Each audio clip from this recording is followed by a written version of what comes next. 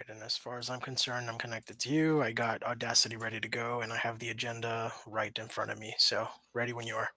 Hope my computer doesn't crash this time. Man, my laptop was kind of laggy right now. I guess I hadn't turned it on in a while, so it went through all kinds of updates this past hour, but I think it's good now. It was just a little slow. Yeah.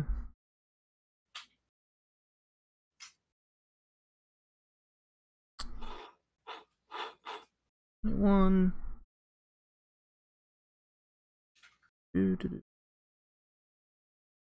So, got two halves. I think it's pretty clear.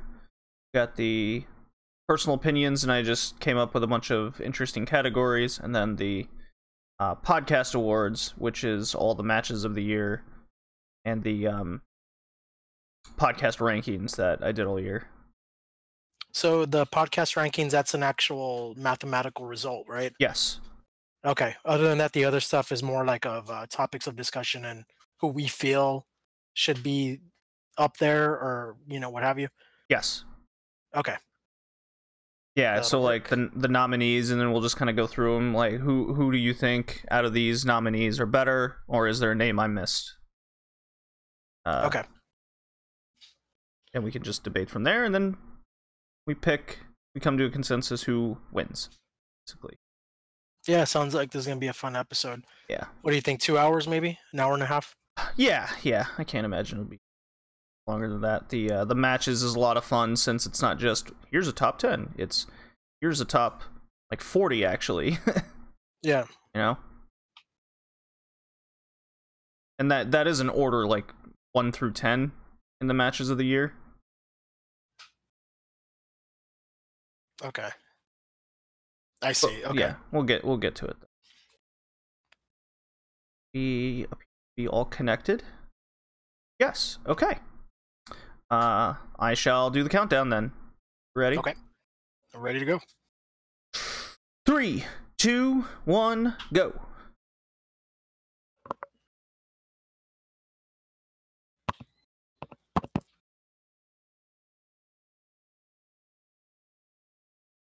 It's Red Leaf Retrocast, episode 21 of the Wrestling Edition.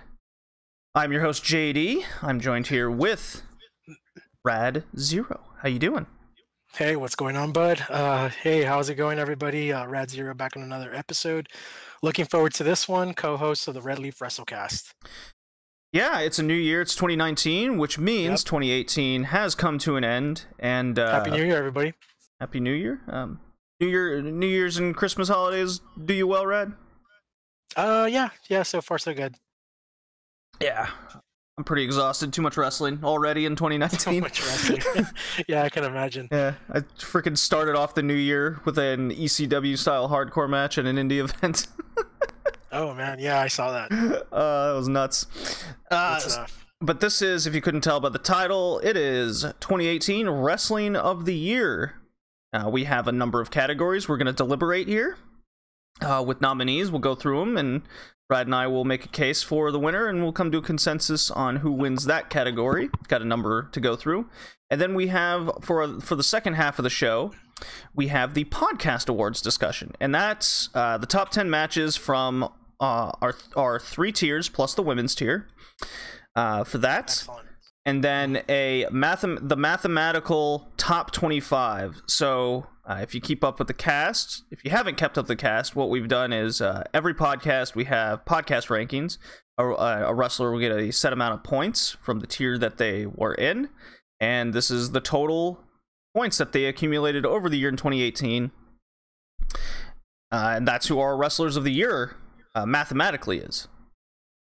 I think it was pretty cool. We'll just kind of go through. We got a top 25 list.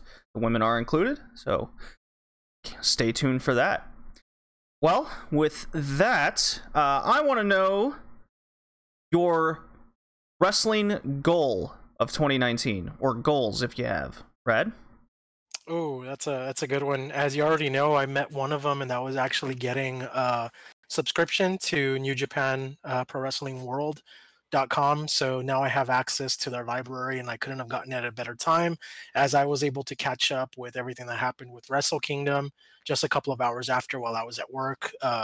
So yeah, that's awesome. Looking forward to it. More wrestling for me this year. And if the WWE product still continues to go on a stale, a product, if you Mm-hmm. will, I definitely already have an alternative. So friggin' A, I don't have to wait for it to air on Access TV. Excellent stuff. So that's one of them. Second one that I might want to go ahead and add is I don't know what event, what WrestleCon, what Comic Con I will have to attend, but I will make it a point that I would like to meet Becky Lynch this year. At least get some, one of my figures autographed or something. But that'd be pretty cool to experience. That would be really cool. I need to see a David Starr match in person. I tried to do that already, but it turns out it was a squash match. So. Oh man, that's what I was about to say. I thought maybe you might have already seen that, but guess that wasn't really the case, technically speaking. It was not the case.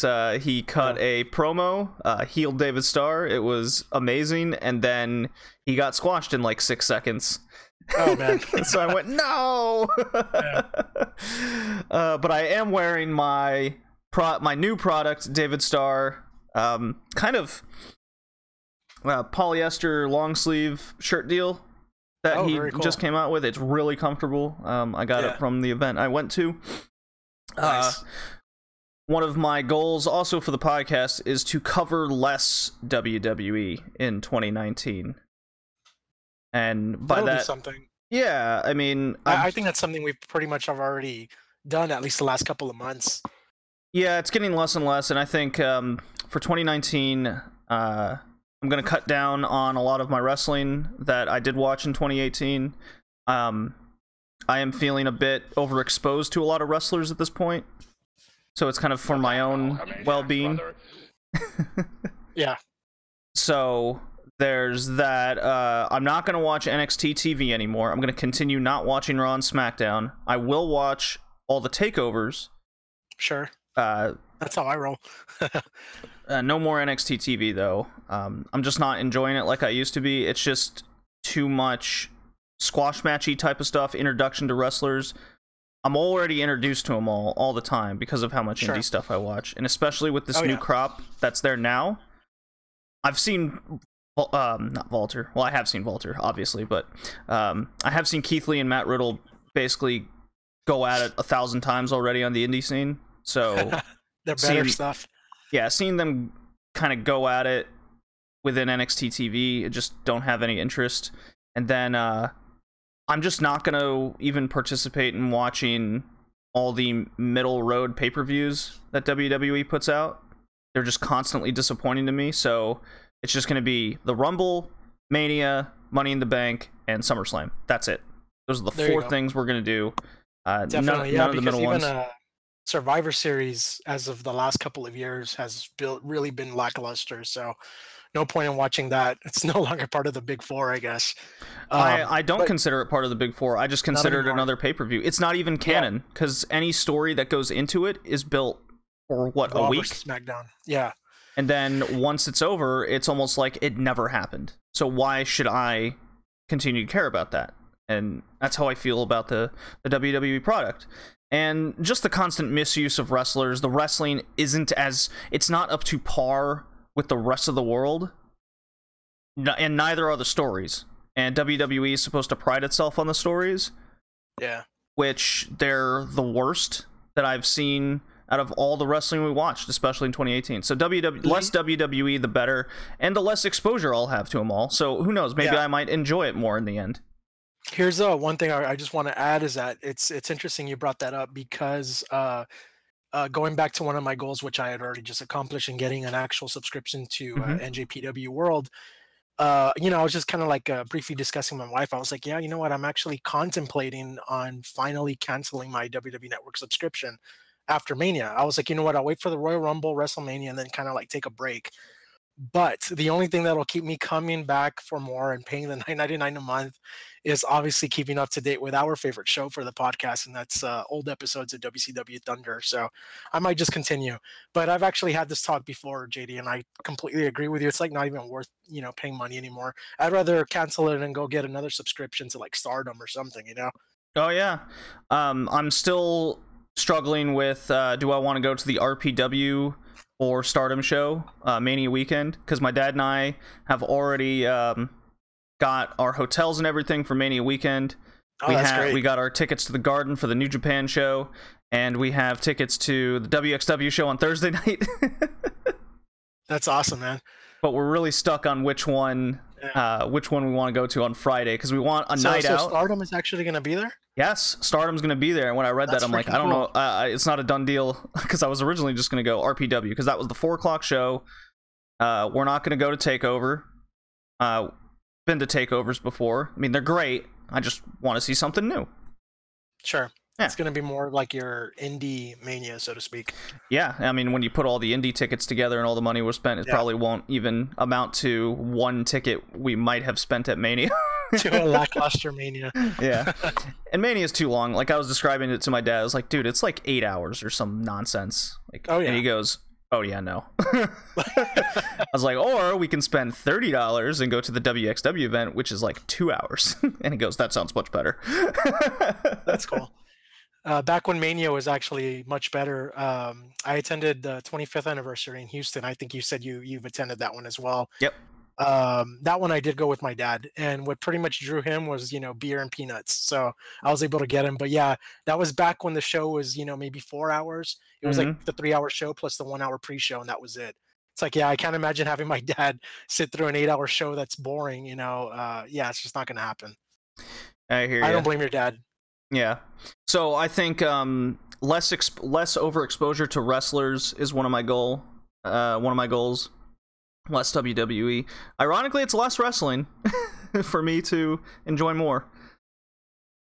It kind of sounds odd, but with the amount that we covered in 2018, it's quite something. Yeah. Besides, we got All Elite Wrestling to look forward to this year, and the Double or Nothing. So there's a lot of other stuff going on out there. There's a lot of other stuff. Yeah. And with the new NXT UK contracts coming into effect now in 2019, the landscape has changed. So when the landscape changes, I have to change as well as a fan. And so much of the indie scene has been gutted, especially from the European perspective. And as well as a lot of the North American perspective, with a lot of talent just being in the Performance Center now within NXT. Sure. So WWE has really impacted the indie scene. So it'll, I think, Progress, WXW, RPW, because it's not part of under the WWE umbrella.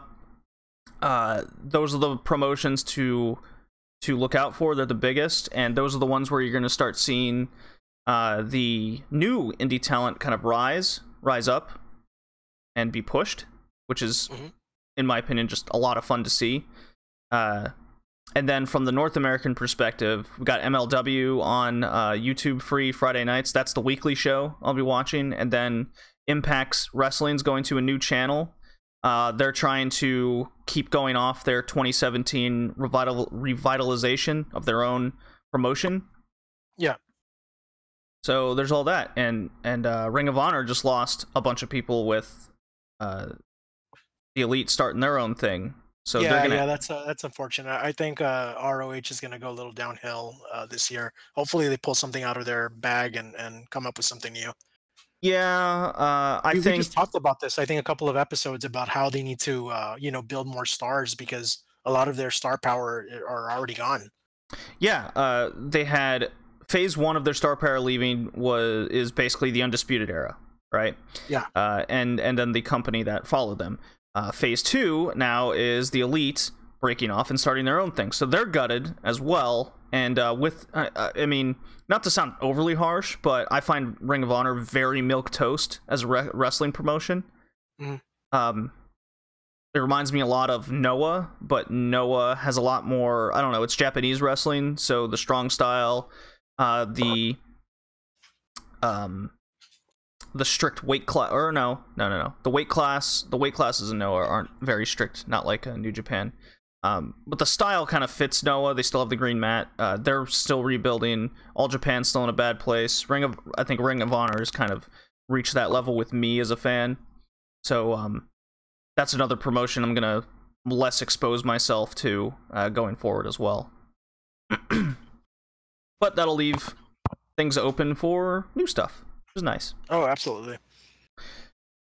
Those are my wrestling goals, and naturally go to more Beyond Wrestling shows on the East Coast, which I've already done. I've already started that. Yeah. All right. Good little goals we got, but let's get into our podcast awards, and I'll play a little drop. We can get started.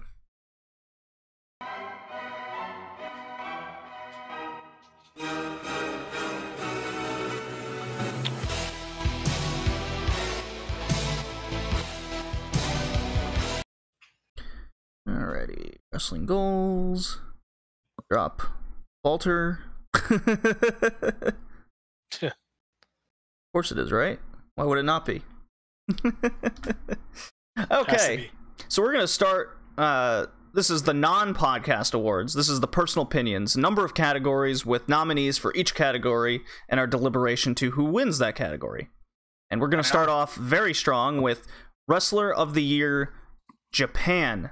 So someone who wrestles mostly in Japan. And the nominees are Tanahashi, Kenny Omega, Kazuchika Okada, and Tomohiro Ishii. Who do you got and why, Rad? This is a very strong list. All four of those guys are very much deserving for our personal Wrestler of the Year in Japan. But I definitely have to go with Kenny Omega. He is the hottest star, has been for quite some time now, and still has a future, maybe even outside of Japan, ahead of him.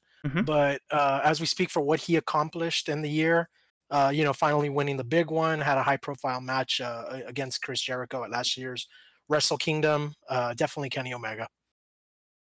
Okay, I think that's a good case to make. A lot of people think Kenny Omega's title reign was a flop. What do you have to say about that?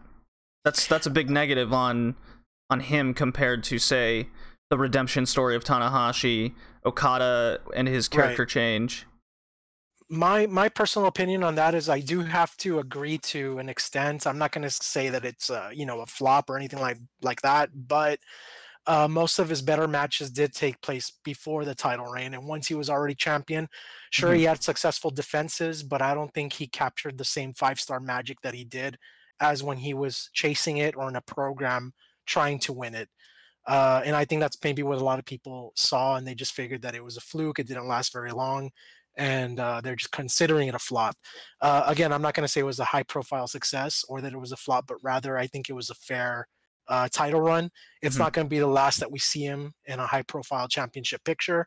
So, I wouldn't consider it a flop by any means. Okay. Well, Red, I agree with you that it is Kenny Omega. I don't see his title reign as a flop at all. From the first half of the year, he was in a great storyline with the Bullet Club infighting. The reuniting of the Golden Lovers was a major pop of the year, and that led to an amazing story-told tag match with the Young Bucks. I believe it got 5 stars.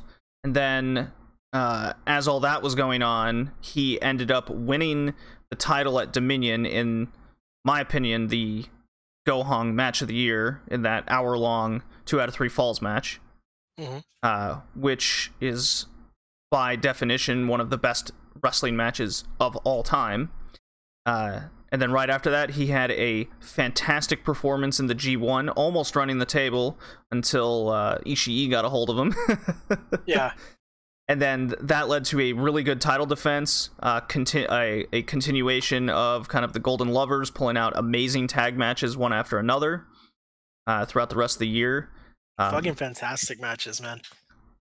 And the stories just continued with Bullet Club infighting until the Firing Squad got involved, the Guerrillas of Destiny and their betrayal. So I agree. Kenny Omega, Wrestler of the Year, Japan. Okay. Asterisk to Kenny Omega. Okay. Our next category is Wrestler of the Year, Europe, which I'm sure a lot of podcasts aren't going to do. They're going to ignore it, Rad, but not here. But not here. So the nominees are Walter, because of course I'm going to nominate him. I think I already know your pick. Will Ospreay, Zack Sabre Jr., and Ilya Dragunov. Very cool. Is there anyone missing there? As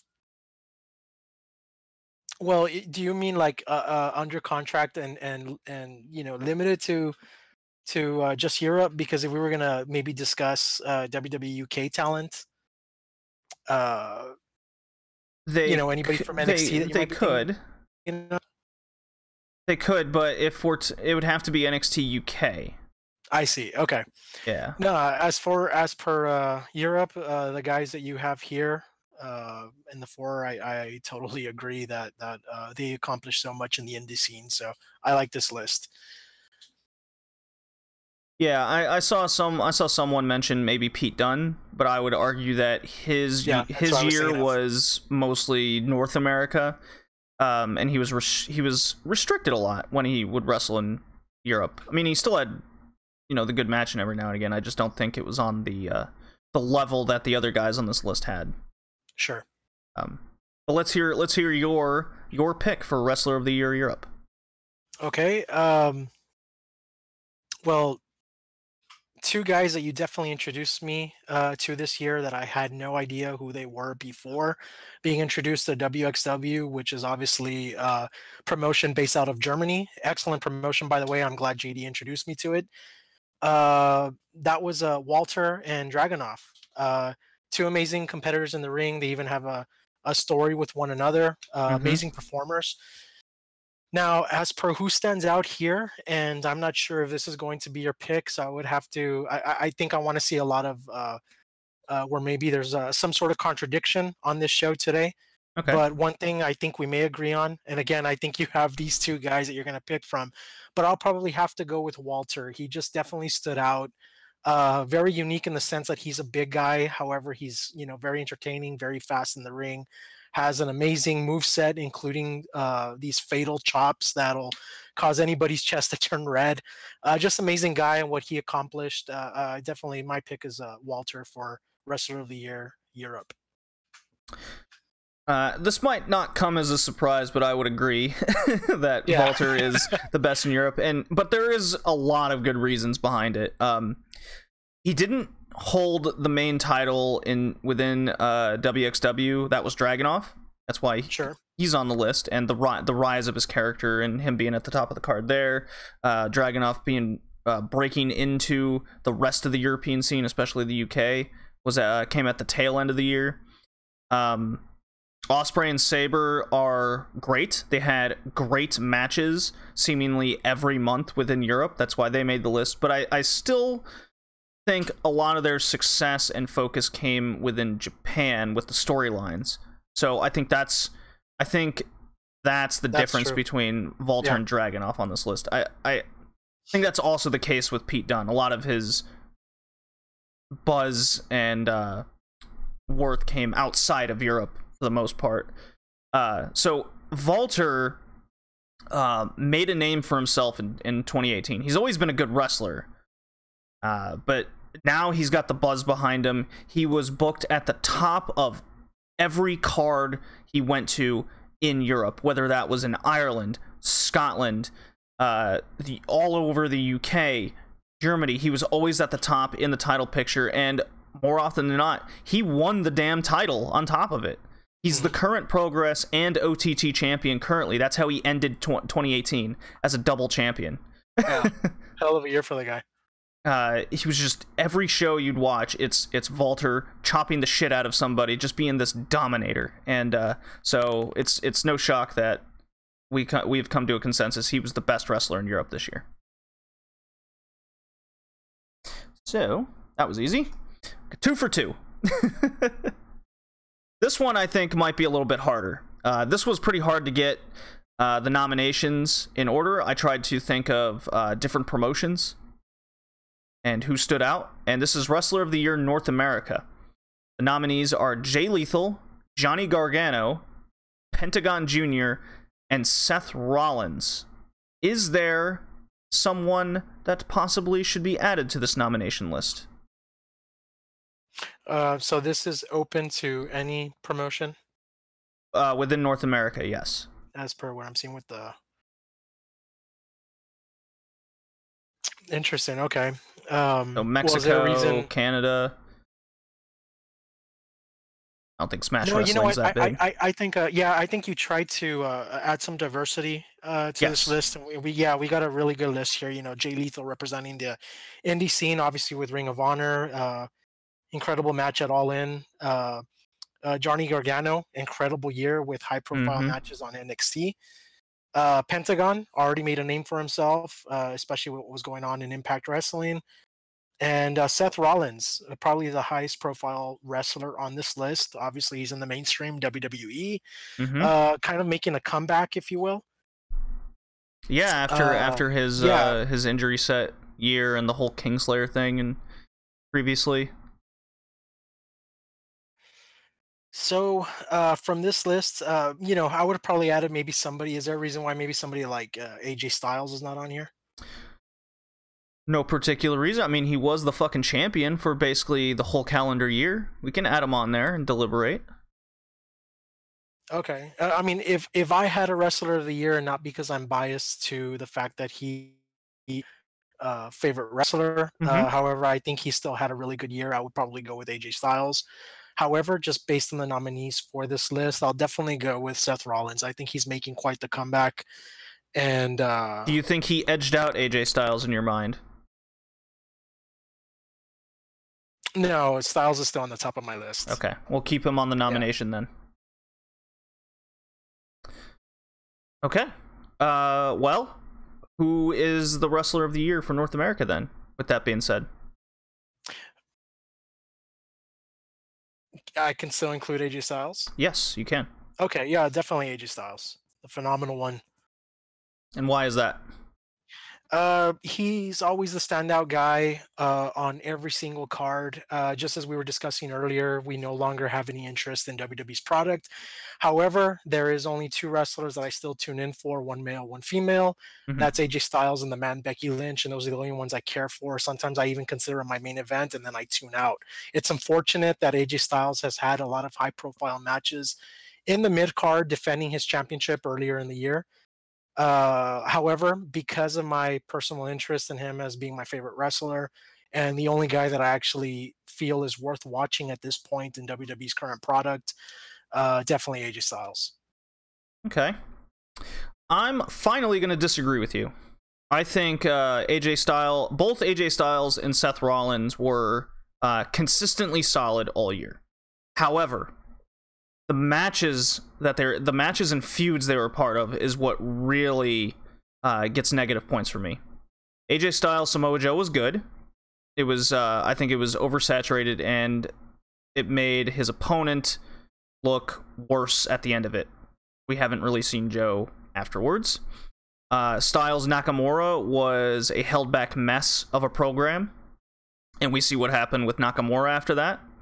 All of AJ Styles' programs had too many DQ finishes for me to really get invested into, and Seth Rollins had two of the biggest stinker feuds all year, along with the billion matches he had with Dolph Ziggler.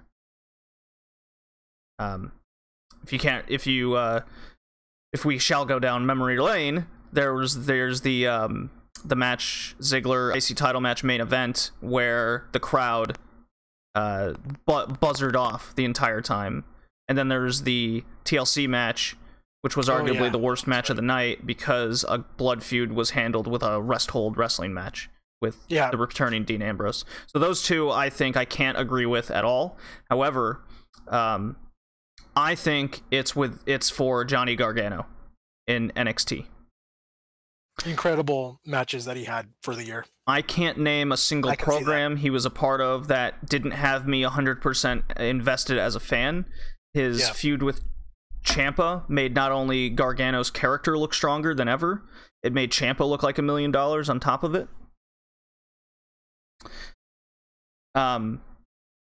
Johnny Gargano was a part of every takeover on the year in a major feud with Aleister Black, with Ciampa. Even within NXT TV, he ended the year in a cage match with a blood feud, and the stories surrounding Gargano was strong from the start of the year with Almas to the end of the year with Black. The reason why I don't say Jay Lethal and Pentagon is I don't think it was a year-to-year success. Yeah, there was only maybe like certain milestones or highlights. Yes, Pentagon did have All In and the match with Sami Callihan and Impact, and that's kind of when all the buzz happened. But from the start and end of the year, because that was all summer was Pentagon, and even within Lucha Underground, he was making some buzz. But beginning of the end of the year, I can't really make any case for. And the same kind of goes with Jay Lethal.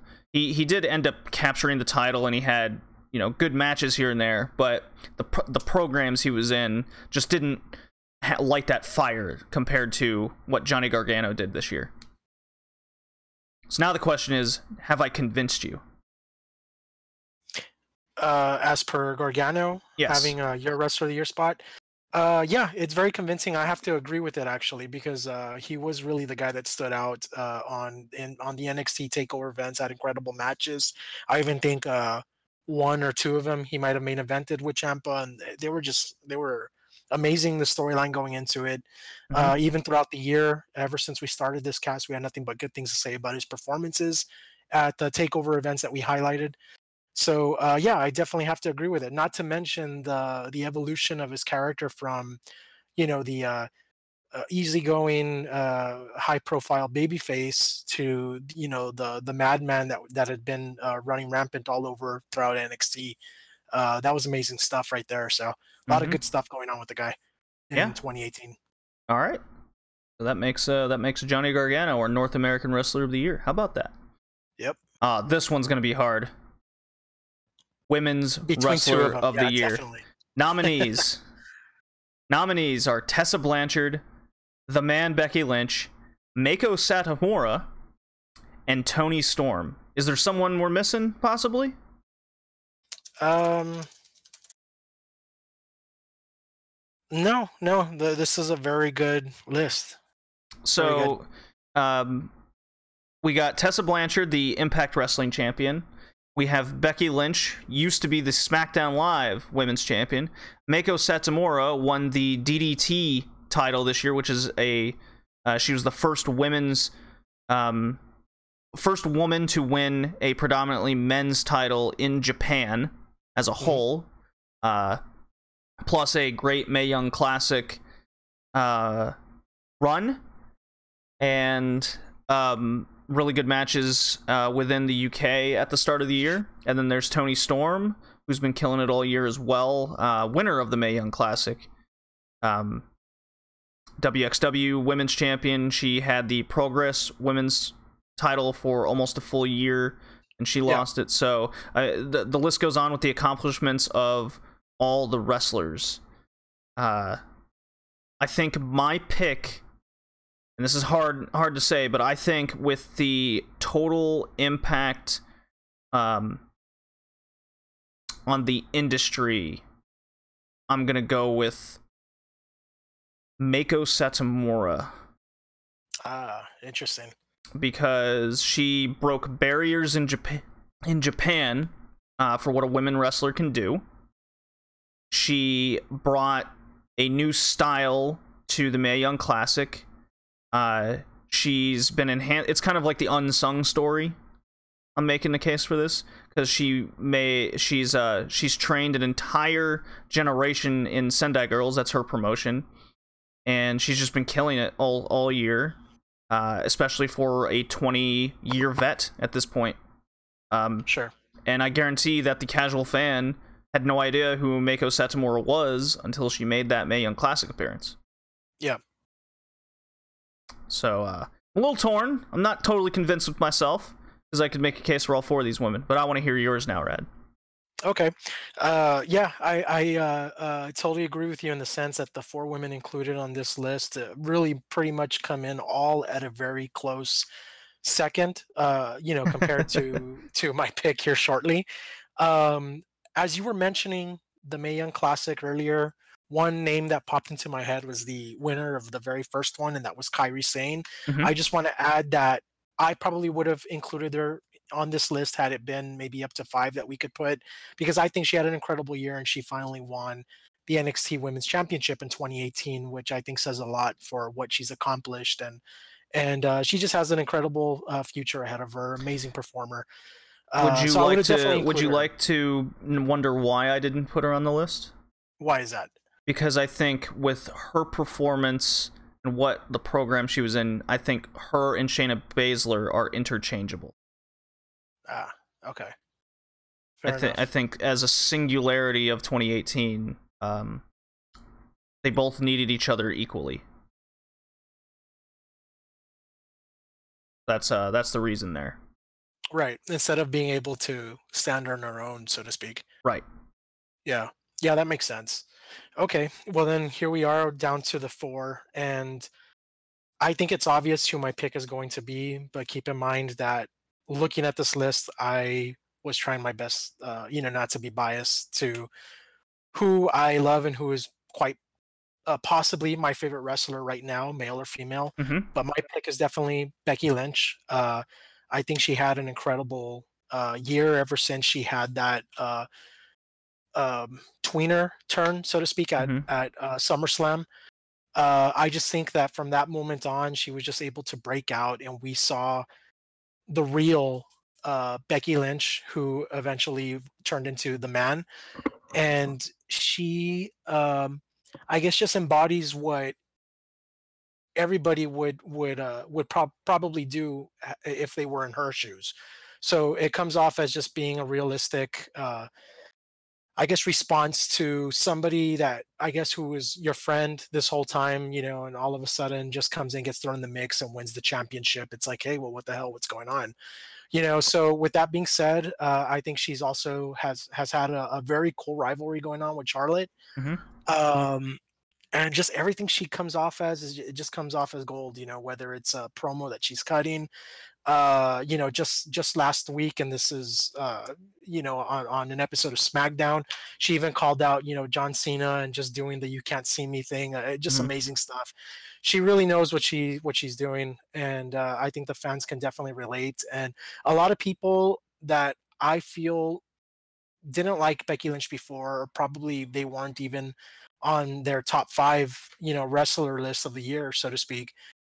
Now she definitely created a buzz, and a lot of people have already jumped on board. So it just kind of goes to show you of what she's really accomplished this year alone. So yes, Becky Lynch is my pick. However, I also want to add that I think Tessa Blanchard and everything she's been doing for the women's championship over at Impact Wrestling, and anything that she's accomplished before signing on with the company, she comes in a very close second. So again, I don't want to be biased just to my personal favorite So of the then year, here's a question then, because Tessa Blanchard, since the moment she stepped foot in Impact, had that it factor, and she yeah. captured the title. She's made it a big deal. She's made it a must watch in Impact.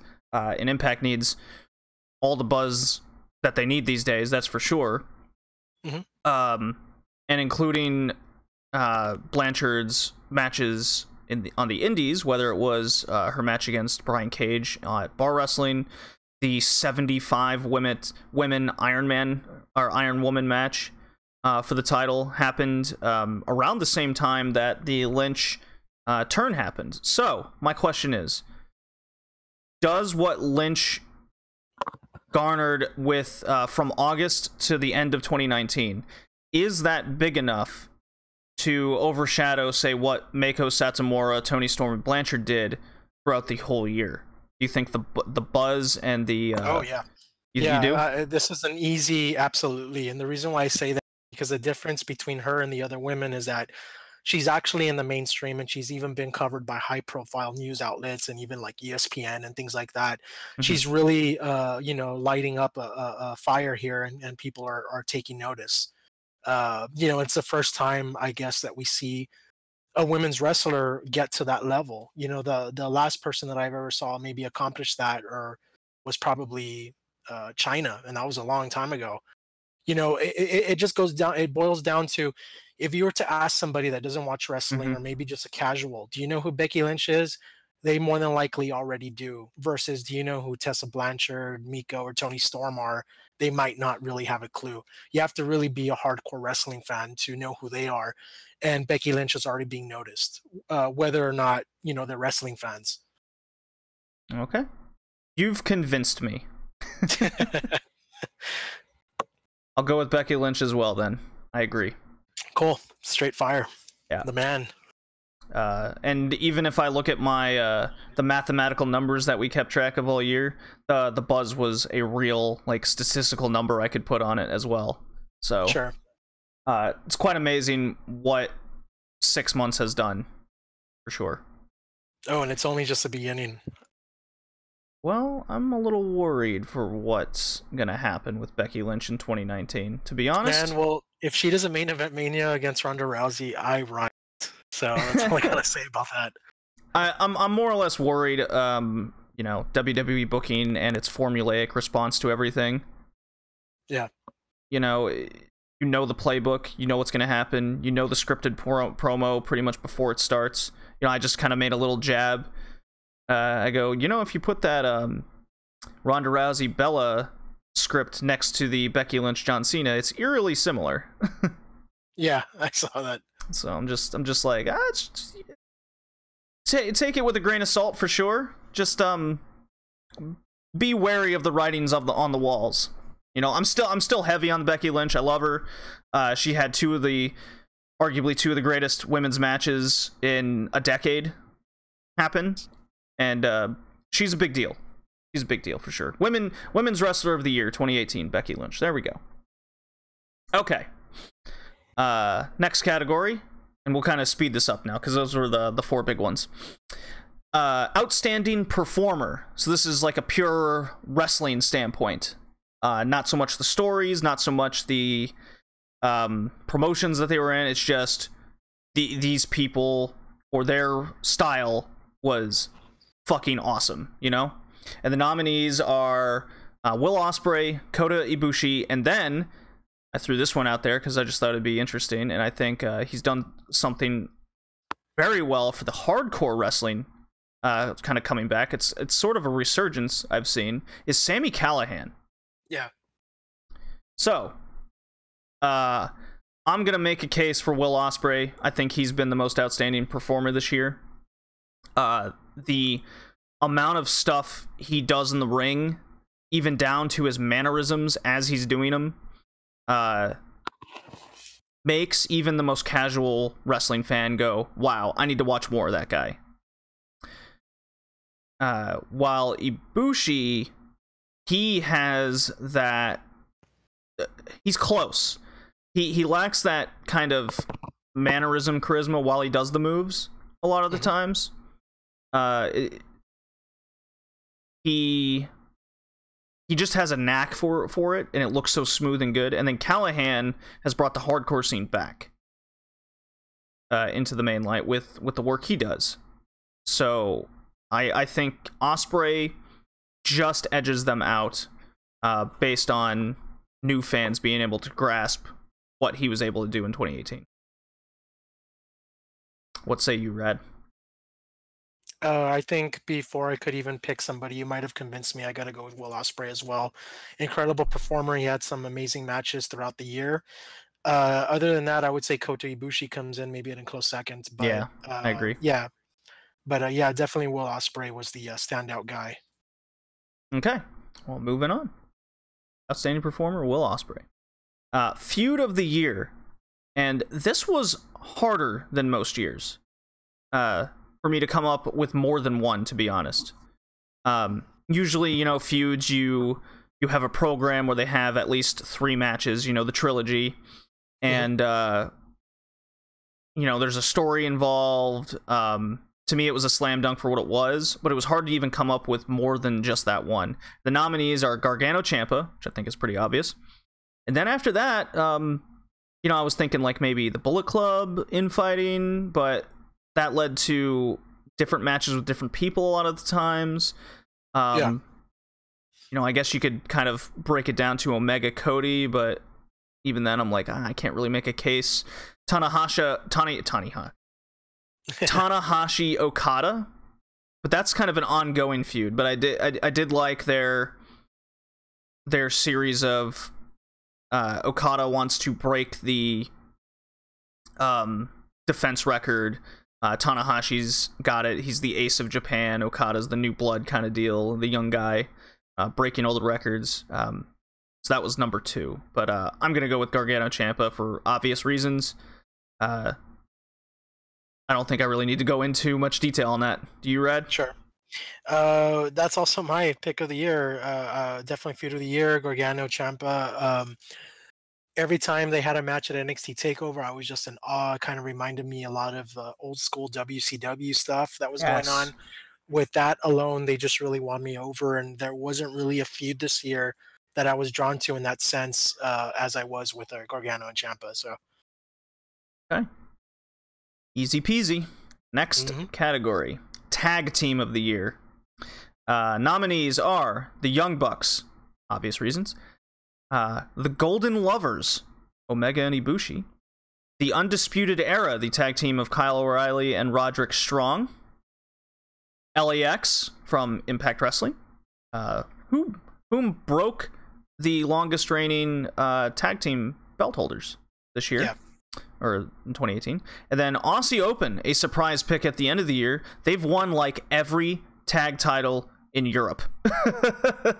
Oh man, yeah. So who you got and why?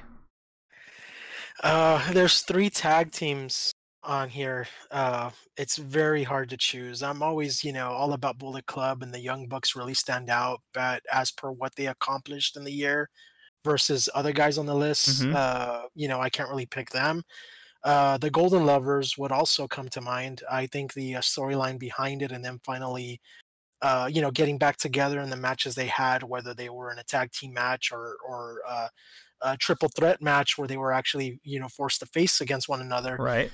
Amazing stuff. But I really got to go with the Undisputed Era here with Kyle O'Reilly and Roderick Strong.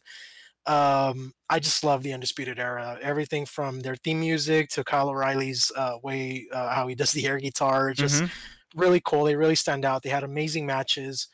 And I'm surprised I haven't even gotten myself a t-shirt yet of these guys, but definitely my tag team of the year. Yeah, they've had a really good feud with British Strong Style. Again, a good feud. It was just Gargano Ciampa, just on a different level compared to everything else this year. The Golden Lovers, I've seen people argue that they aren't a true tag team in the sense, and my argument there is they had 3 5-star matches in 2018. Yeah. So, but I think I'm gonna agree with you, Rad. I think the Young Bucks had an off year compared to the previous years. Sure. LAX is really good. They've come into their own. I just think they lacked the opponents this past year. The same, Aussie Open was against CCK most of the year. Fun team. Even LAX had 3-4 really good matches in Europe as well. But they were just matches. I think with what the Undisputed Era was able to do within NXT and making a dominant tag team seem like a big deal, which NXT is always good at doing, but this was also a faction on top of it. I'm gonna agree with you, Rad. I'm not gonna fight you on this one. Undisputed Era. Yeah. Ready. Surprised with myself. All right.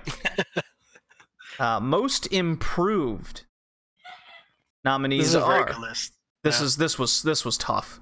Yeah. Hangman Page, and I'm pretty sure I added a couple in here. Hangman Page, Jamie Hayter, David Starr, Jay White, Velveteen Dream, and Tessa Blanchard. We got, 1, 2, 3, 4, 5, 6 people. Yep. Who we got? Very good list. And of these 6, I've narrowed it down to 3. Okay. Hangman Page, not my pick. However, I think he had an incredible year, and he's definitely up for a push. Just keeps on moving on up. Definitely has a bright future ahead of him. And now I think he's one of the originals for All Elite Wrestling. So he'll definitely have a good year in 2019. However, I just think that compared to the other 2, he might have not captured that magic. Jay White would probably be another guy that I'd go with. I think he's also another one who has accomplished a lot. He's pretty much getting a push right now on his way to the very top at such a very young age. Mm-hmm. Has an incredible character behind his whole Switchblade thing going on. Very cool stuff. However, I think from this list, the one that I got to go with is Velveteen Dream. I just think that guy is amazing as a character, amazing performer in the ring. Had some really cool matches on NXT Takeover, and you can just definitely see the passion and the wrestling that he grew up with, because it reminds me of a lot of the character work from the 80s and 90s. You know, something that you Sure. probably would see on WWF TV in 1990. So this guy really nails it. So I would have to go with Velveteen Dream. Definitely the most improved character and in-ring work. Okay. All right. I'm gonna make the case for Jay White then, based on your you narrowing it down to 3. From a women's perspective, I think Tessa Blanchard's the easy choice, with Jamie Hayter as 2. But with I'm gonna first go, why not Velveteen Dream? And I think a lot has to do with he came into his character at the tail end of 2017 with his match against Aleister Black. And that's when the buzz was created. And the buzz continued into 2018, slowly but surely, while Jay White, everything started in the year with his match with Tanahashi at Wrestle Kingdom, and then he went on to an immediate program to take the US title from Kenny Omega, which he won. And then he defended the title a few times, had an amazing match with Juice Robinson. That led into the G1, where he beat both Okada and Tanahashi. And that was kind of the rise of the Jay White becoming a main event type player. Oh, yeah. Then he went into a program where he became the fucking Bullet Club leader, essentially. Yeah. And by the end of the year, he's now being pushed as a top star. Velveteen Dream, yes, he's good. I don't disagree with anything you said. However, he still has a little bit to improve upon getting to the top of the card. But then the case could be exactly like Jay White. It's very tough to say. Absolutely. And in that sense, I would have to blame booking. Obviously, he's only going to get to the top if WWE allows it. Right. As per Jay White, who is pretty much already there. Again, he's a young, 25, 26-year-old, and now he's already the leader of high-profile, villain stable, Bullet Club. I mean, that's amazing. And that's the difference. I think the confidence with the rise of the how improved the person is a sense of the booking that they're a part of, and I think Jay White edges out Velveteen Dream in that sense. I think they've both been so equal in a lot of the reasons that we've mentioned here. I just think the booking is what edges out Jay White. So what say you, Rad? Are you going with me, or are we just gonna make this the first tie? Yeah, I don't know. I think I still personal pick Velveteen Dream, but again, Jay White already came in at a close second either way, and a lot of the points that you made are very real and very valid. So there you have it. It's a 1-1 here. All right. So tie or Jay White? Your call. All right, I'll go with Jay White. Jay White. Alrighty. Yeah. I think a lot of Switchblade fans are very happy with that. Okay. Yeah, again, and I just want to let everybody know who's listening right now, or maybe later. I am a Jay White fan, even considering that I'm a Kenny Omega fan. I know a lot of the Kenny Omega fans aren't a fan of Jay White because they consider him Kenny Omega 2.0. But because of that, I do like the way his promos, his in-ring performance, and just the character that he brings. He really comes off as a villain, and that looks awesome on TV. Yes, so. yeah, I agree. Yeah. Good stuff. That came down to New Japan versus WWE at the end. That was cool. Mm-hmm. All right, probably one of my favorite categories is most overrated, and I've parentheses this as the worst push. So this overrated in this sense means the company saw them as so over that they got put in situations that they probably shouldn't have been in. And the nominees, and I came up with 3 of them, and I think they're pretty obvious here. Personally, it's Baron Corbin, Justin Sizem from World of Sport. He ended up being the champion for most of the show. Ever heard of him? Exactly. Good point. And Carmella for her summer title reign. Oh my god. You made it too easy for me, JD. Oh yeah? Yeah, so my pick from this list, my overrated worst push wrestler of the year definitely is Carmella. I don't think she should have been anywhere near the main title picture for the women's championship. I think the push she got was not deserved. I don't know what WWE sees in her, and she just straight up pisses me off on TV. I actually legitimately hate her, whether she's a heel or not. I gave her a chance many years ago when she first came on board, but it just, her gimmick, the dancing, the way she talks, the stuff that she's involved in, it's just, I'm not having any of it. So my personal opinion on this is Carmella definitely got the most overrated, worst push of the year, in my opinion. I think you may have convinced me, because before I was going to say Baron Corbin, because he's been in the constant main event picture of Raw. Right. He's the focus of major storylines. Yeah. A lot of throughout the year. I mean, he even came up as like the corporate asshole, making everybody's lives a living hell. Oh well, but yeah, in a real bad way. In a very bad way. But one thing I will give Baron Corbin is, obviously, let's blame the booking here, right? However, the heat that he received, I would like to say, is legitimate heat, in the sense that people were booing him and hated him because he was definitely a heel. So the work was there. Again, not the best of booking, but he's definitely a guy that I would probably still like to see perform, granted that he's booked in the right position. You see in Carmella's case, I just can't get involved. Like, I'm done with Carmella. Can't stand her. Then she's like Nikki Bella on steroids, It's like, I just can't stand her. You know what? I think I'm gonna agree with you on Carmella. She was single-handedly involved in ruining the character of Asuka. Yes. Like, systematically made her look so stupid.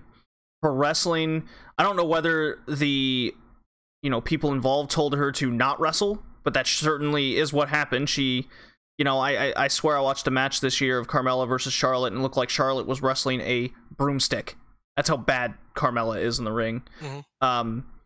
She showed the one sliver of hope we saw was in the triple threat match that she's just kind of in because she happened to lose the title. She had no business being in that triple threat. She did a dive. She did a couple moves. I'm like, oh, look, she can do something. But that's not what we got. We got a title reign. Fans became so turned off by her, just no interest at all. And look where she is now. Right after she lost the title, now she's in a dance break segment. Yeah. She's not in any picture. Still cringe. It's whether you're a fan of it or not is a different story entirely. But the fact is, she went from champion to now her whole gimmick is a 6-second dance break. To me, it parallels the Jinder Mahal failed experiment from 2017. Yep. So I agree, Carmella, worst. Overrated of the year. And I've had people argue with me that she did good, but not on this not on this podcast. She's the most overrated of 2018. Yeah. We'll keep it that way, please. All right. Our next category is most underrated, and I've bracketed this as under the radar success. So had a lot of success in 2018, but because more people got buzz over them, we kind of forgot about them a little bit. And the nominees are Kento Miyahara in All Japan Wrestling, All Japan Pro Wrestling. The ace of the company single-handedly. Minoru Suzuki won the IC title. He had the hair versus hair match against Goto at Kingdom. He's had an amazing run with Suzuki-gun as tag champs in RPW. He was the champion of RPW for a short while with great feud against Ishii. The list goes on there. Mustafa Ali, kind of the heart of 205 Live, who by the end of the year found himself in a full-time role on SmackDown of all things. Yeah, good for him. While we got guys like Almas and Nakamura in the shithole currently. That's unfortunate, though. But that just shows the rise of Ali. And then Pete Dunne with his full calendar year UK title run. And just good matches overall. I don't think I saw a bad match with Pete Dunne in 2018. Personally. True. So, this one's really hard to pick, but I'm going to go with Pete Dunne. Okay. He was, to me, the most consistent performer. He had the title for the entire year. He's the face of an up-and-coming promotion, NXT UK in this case, and all of his work on the indie scene in the UK and doing what it was. Plus, in my opinion, his best match, I would say it's his best match, was at the Wembley show from Progress against Ilya Dragunov. Was his best single performance of the year. Singles performance. Mm-hmm. Tag matches and whatnot. He was even involved with the War Games match as well, and he was injured and still put in a great showing. Yeah, just goes to show you the kind of performer he is. It pains me that I couldn't. I picked him over Minoru Suzuki. Hopefully, I won't die. Who you got, Red? Okay, so I can definitely see it with Pete Dunne. However, I wouldn't consider him underrated. Only because I think he already had a lot of buzz behind him. There's so many people on social media from the wrestling community that I'm part of that really support him. He's even considered one of their favorites. And I just saw his name pop up everywhere. It didn't matter what he was involved in or what you watched. You definitely heard the name Pete Dunne. So with that being said, and only coming in at a close second to what you picked, my pick would probably have to be Ali. Again, I think I've pretty much stated my opinion on 205 Live. I never cared for the product at all, but the one guy that really stood out. There's no reason to either. Was Mustafa Ali. I just think he's an incredible performer. He has a badass entrance with a badass costume. And not only that, but I'm really a fan of the guy because of the type of person he is in real life. He just seems very humble. He's a good father, always, bringing focus to his daughter, which is something I can relate to. And with that being said, it just wins points in my book because he just seems like a very nice guy in real life.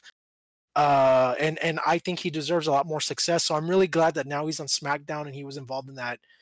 What was it? The high-profile tag team match that he had with AJ Styles maybe about 2 weeks ago. Yes. So I'm just glad to see him in that position, and maybe it'll bring him more exposure, and he can definitely have a better program this year. Now, I'm not here to tell you that he's going to have the best year ever, or that he might even rise to mainstream stardom or anything like that. But this is what this category is for. So I would have to go with my most underrated wrestler of the year, under the radar success would be Mustafa Ali. All right, he deserves so much more. You have convinced me. Ali, most underrated. Okay. Young Newbie of the Year. This is kind of our Rookie of the Year award. Cool. The nominees are Ronda Rousey, Utami Hayashishita over in Stardom, and Brian Pillman Jr. from MLW. Mr. Instagram story himself. There you go. Yeah. Who you got and why, Rad? I think this one's going to be a tough one for you, just because I don't think you're too familiar with two of the names on here. I'm familiar with Brian Pillman Jr., just really haven't seen many matches from the guy, but because of social media, I'm aware of his existence. Well, that's a good thing then. That means he's getting some buzz. Have you seen his Moonsaulting Cats promo with Teddy Hart? No, I have not. Yeah. Him and Teddy Hart are cutting a promo in a hotel room, and they have cats in their arms, and they're just like, we're going to moonsault you to death, and they flip their cat. Oh, that's hilarious. I got to see that. It's pretty Send funny. me a link later. Yeah. It's on MLW's YouTube page. You can find it. Okay, Yeah. I'll definitely check it out. I think I'm subscribed to them. But yeah, definitely from these three names, it's actually an easy one for me, and I would have to go with Ronda Rousey. Ever since she came on board, she really created an impact, a boom. She was talked about everywhere. Ronda Rousey, she's gonna, be a wrestler in Mm-hmm. WWE. Made her debut right after the first ever Women's Royal Rumble match. Went on to have a better than I thought match at WrestleMania. I even think going back to the beginnings of our podcast, I considered it my match of the night, only because she really surprised me in what she could do. I believe you Um, did say that, yeah. yeah. So with that being said, and everything that she's accomplished, I'm not much of a Ronda Rousey fan, and I think she might be pushed over the top just because of who she is or what her name is or what she's accomplished in the Mm-hmm. world of sports, MMA, UFC. However, I think she pretty much had a standout year from beginning to end. Became the Raw Women's Champion, and there's a potential rivalry, or I think she's already in a rivalry, potential main event match at WrestleMania against Becky Lynch. So I would love to see Becky Lynch versus Ronda Rousey. So yeah, my young newbie of the year definitely goes to Ronda Rousey. So what about her work in the ring as a single star? Because that's Okay. that to me, that's what's when I look at Utami Hayashishita and what she's done. She just debuted in August, mind you, and she was immediately in the 5-star Grand Prix, the women's G1, if you will, and she almost won the damn thing as a rookie. And then she went on to win the tag titles right after that in the tag league that they have. So, and her fucking finisher is a torture rack, for Christ's sake. I think from an in-ring standpoint, Utami is miles better than Ronda Rousey, and that has a lot to do with the difference in pushing. WWE is for kind of that mainstream star power, which Rousey certainly has over Utami. I'm not denying that in any way. I think that's a slam dunk win for Rousey. But from the in-ring standpoint, I think Utami is the much better wrestler. So now the question is, which is more important for the year? Name power or performance? Correct. Yeah. Yeah, I definitely agree with you. As per in-ring performance is concerned, obviously Ronda Rousey's not the greatest technical wrestler that there ever was. She definitely is. She lacks a lot of in-ring capability. How much do you think she's going to improve, though, or is WWE just going to continue this? Oh man, That's what worries me, and that's what's keeping me, because I haven't seen much of it. Right. I think she pretty much already plateaued, and we haven't seen anything new from her. We're seeing the same gist where she just has a smile on her face. She does a couple of moves. She's pulling the shorts out of her backside. Right, constantly. It's the same, yes, it's the same thing every single night. And I think she's already plateaued where that's the best that we're going to get.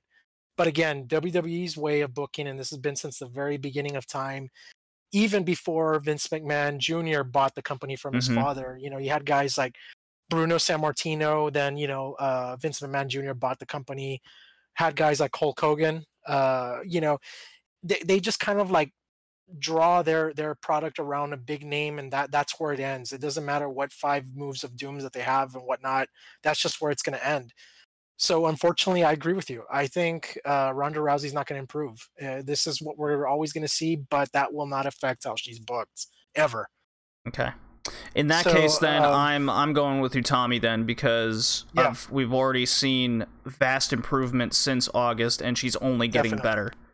And I saw a couple of matches from her in 2018, so I would have to say she's an amazing performer, and she's only going to get better. So it's amazing what 2019 has in store for her. Yeah. So yeah. All right. Rookie of the year, Utami Hayashishita. How about that, Ronda Rousey marks? She did not win Rookie of the Year. That makes me happy. Yeah. No, if you're not familiar with most of the viewers you get either way. Sure. Yeah, they're like totally anti WWE. If they really want to listen to New Japan, WXW, all that good stuff. So I think they agree as well. Yeah. Yeah, I'm really looking forward to the push of Utami. I think she's a star in Stardom. So yes, indeed. We're getting to the end of this now for the first half. Best pop of the year. This is just a fun little category, and I 3 stood out to me. The return of Ilya Dragunov at 16 Karat Gold Night 2 in WXW. The crowd became unlit, like beer was thrown in the air. It was insane. That was amazing to see for a smaller crowd than what we're used to. To me, that was the turning point of WXW as becoming a major indie promotion in Europe. They've always been on that cusp of breaking the glass ceiling, and that pop alone kind of put them over the edge. It made to me must watch. That was a big turn. Number 2 is Becky Lynch turns on Charlotte at SummerSlam. Huge ovation. The start of the man deal. Months and months of frustration of Becky Lynch in the women's division as a whole in 2018. I think was very frustrating up until that point. Cody turning face to help the Bullet Club from the Tongas at the G1 special in New Japan. So that's a good one. A lot of different types of pops here. To me, it's I think for more mainstream, I think I'm gonna go with a tie immediately between the Becky Lynch and Ilya Dragunov pops, because from a mainstream perspective, Becky Lynch became something bigger and more.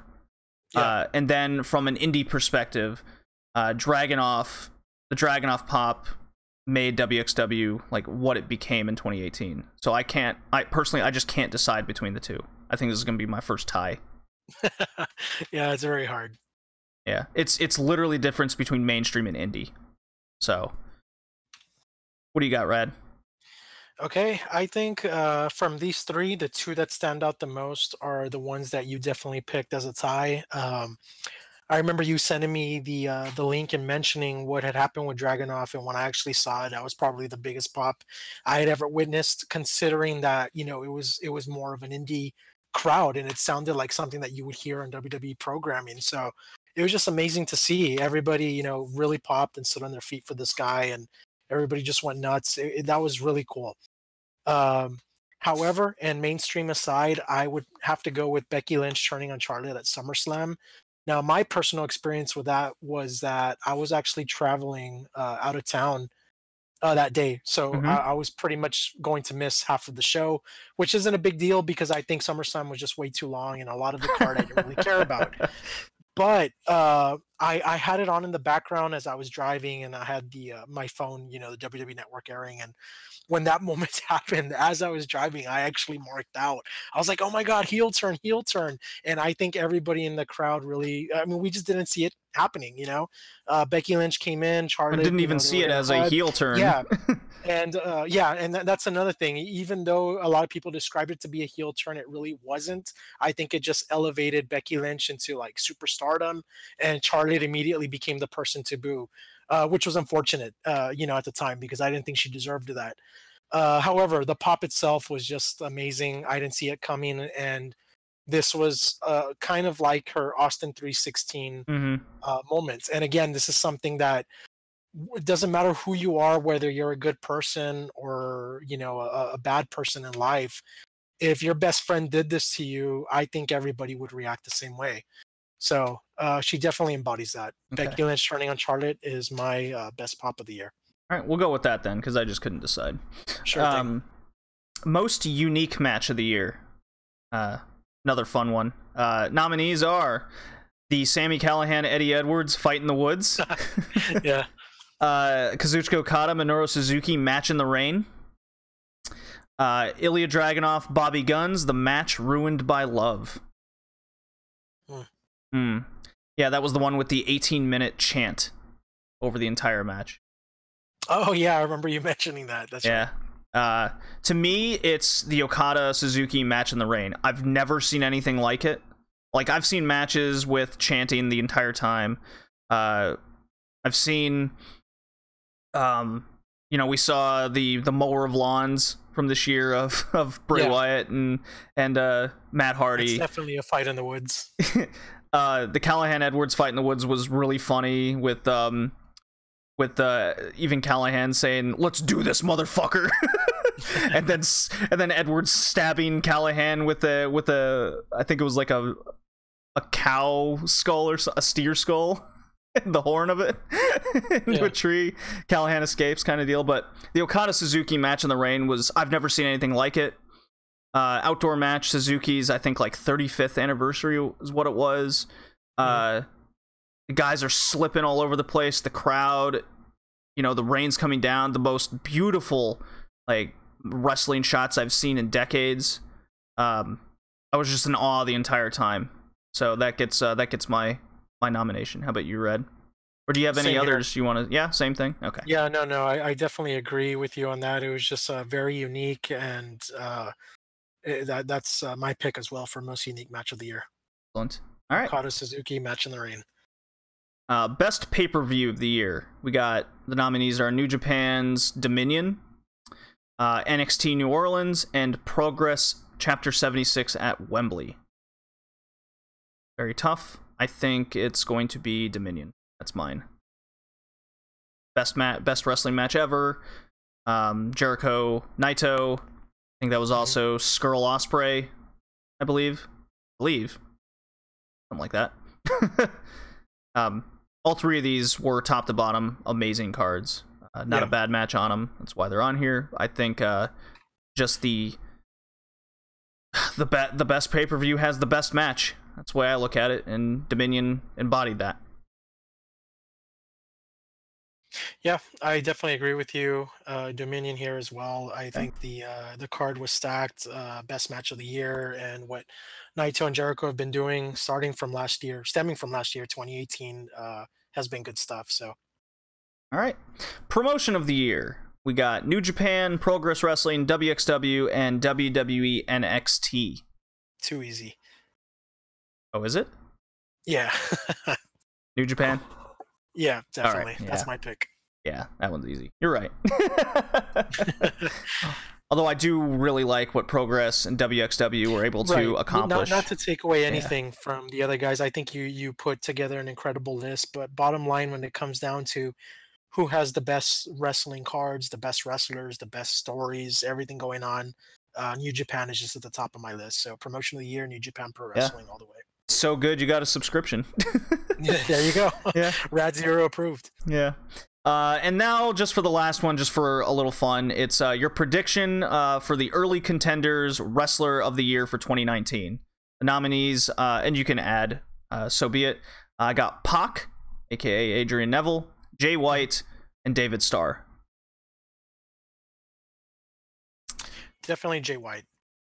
Jay White, yeah, I think with what we saw at Wrestle Kingdom and New Year's Dash, it's I think we just mentioned that it looks like it's going to be his year. So yeah, early contender for wrestler of the year. Breathe with the Switchblade, indeed. I think with the matches we're seeing from Pac already lined up with an OTT and RPW facing Ospreay and Walter, like he's going to be close, but for long-term booking, I think story trumps singular matches.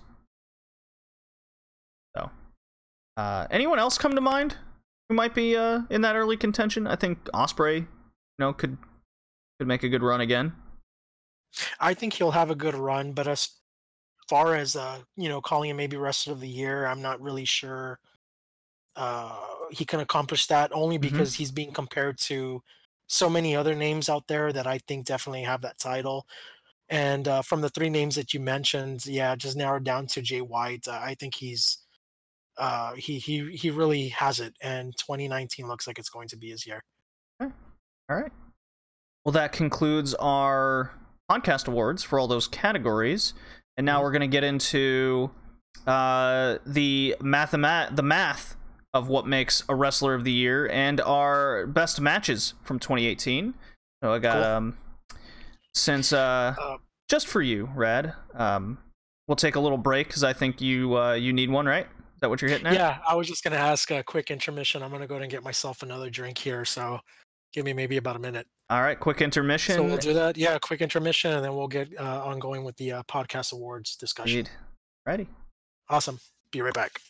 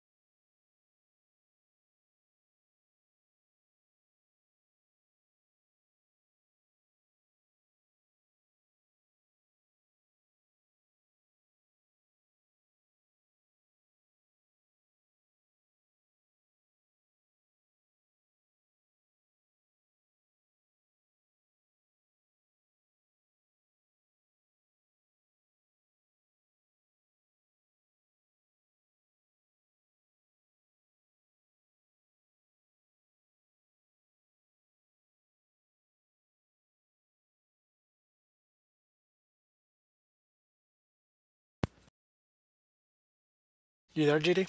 Yes. Cool. Alrighty. Let me, if you're ready, I can play the drop and we move on. Yeah, let's do this.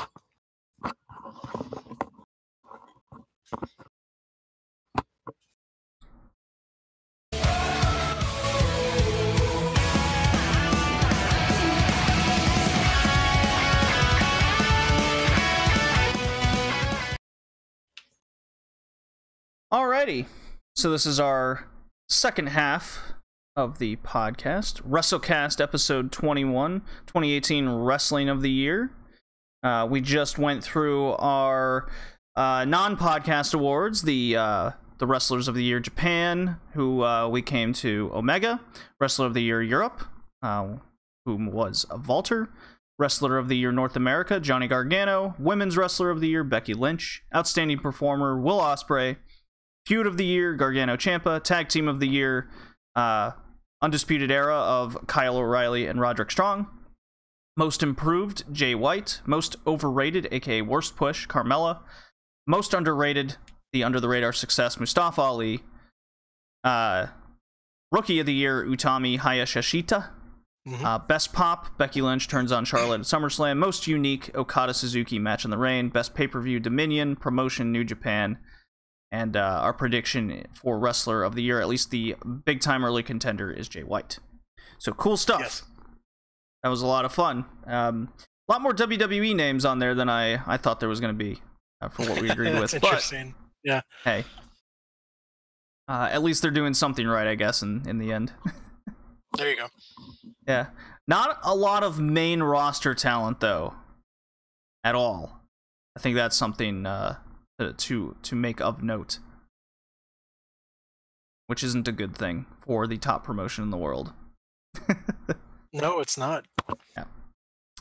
The only name that stood out was the man. Self-proclaimed top promotion in the world. We said it was New Japan, so... Yeah.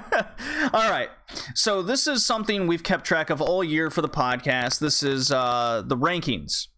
And we got top 10 matches. We got women's. We have the indie matches. We have the top 10 matches from New Japan, CMLL, Ring of Honor, and then WWE.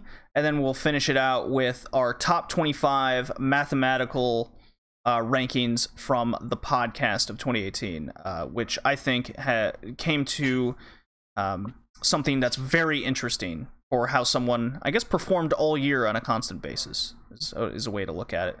We'll start with the women's matches. What do you say, Red? Let's do it. All right. So we'll work our way up from 10 to 1. Coming in at number 10 is Kaylee Ray versus Viper in ICW. That's the Scottish promotion. It was a death match at Fear and Loathing, the biggest pay-per-view of the year for them, and arguably the biggest in Europe every year. So that came in at number 10. You might recognize that match with the awesome trash can full of tacks spilling over. I believe it was yes. Viper. Yes, that came in at number 10. I didn't see the match, but I remember seeing clips on that. Yeah. Kaylee Ray and Viper are arguably the two best women in Europe not signed to NXT UK. Yeah. It was very surprising. They ended up with World of Sport. I think that goes for it. Number 9 is Jungle Kiona versus Kagetsu from the 5-Star Grand Prix over in Stardom. I believe it was also the match in Stardom that was, or at least the fans in Stardom voted for that as well. Oh, really? Okay. Yeah. Definitely shows. Yeah, a very good match. Jungle Kiona was definitely a wrestler I got behind and kind of fell in love with in Stardom. So I've been watching Stardom for a few years now, and Jungle Kiona never really kind of stood out to me. I guess the Kairi Hojo / Kairi Sane, Io Shirai, Viper, all the other the foreign talent that would come in. Jungle Kiona was just always kind of in the background, and she really came into her own this year, and that match is a good example of how far she's come. Why don't you do the next two then? Right. Okay, coming in at number 8, you have Satomura versus Tony Storm. That was the semifinals in the Mae Young Classic. I must say that was one hell of a match. It was. Yeah. At the end of it, that you saw bruises over Toni Storm for how much she took the strong style of Meiko Satomura. Yeah. Yeah, it was a lot of good stuff that went on in that match. It was back and forth. These two women just gave an incredible performance. So I definitely agree with that. That has the number 8 spot. And then moving on over to okay, this is number 7, right? You want to help me out with the pronunciations here, JD? Okay. Takumi Iroha versus Mayu Iwatani. Okay. And I didn't see that match. This was, well, I did send you the link. I guess you just never got around to it. It took place on August 8th of 2018 from the promotion Marvelous, which is a smaller women's promotion in Japan. It was a cross promotion with Stardom, and this went to a 20-minute draw. It was kind of the ace versus ace kind of match. Oh wait, no, I think I did see it. Yeah, that's right. I saw this one. Okay. Yeah, really cool match. It definitely had a split crowd. It was really cool. It definitely shows kind of the next generation of women's wrestlers coming in. Women's wrestling has, the last, I want to say 5 years or so, has really come back into the limelight in Japan, which is really nice to see. Yeah. This is a good example of that. All right, I'll do the next two. Very cool.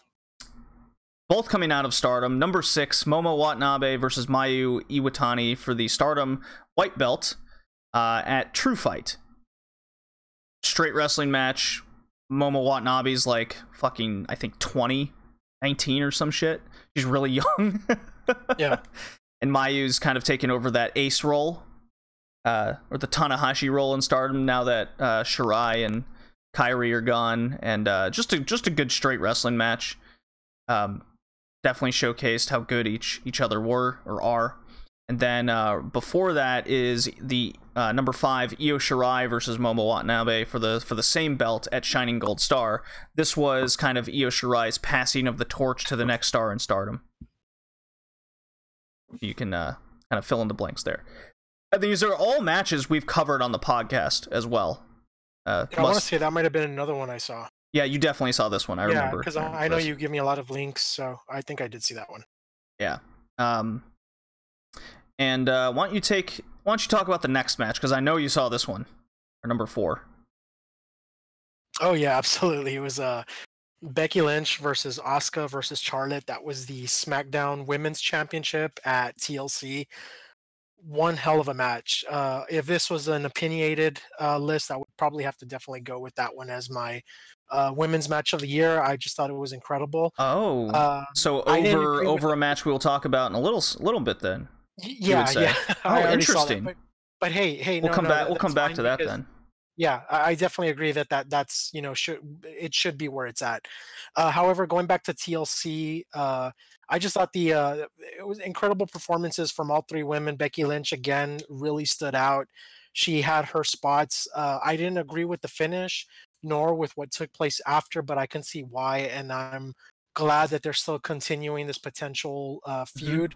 Obviously Ronda Rousey came out and kind of got like her revenge against the women there, but yeah, I mean, for the match itself, based on performance alone, Becky Lynch really shined, and this match was incredible.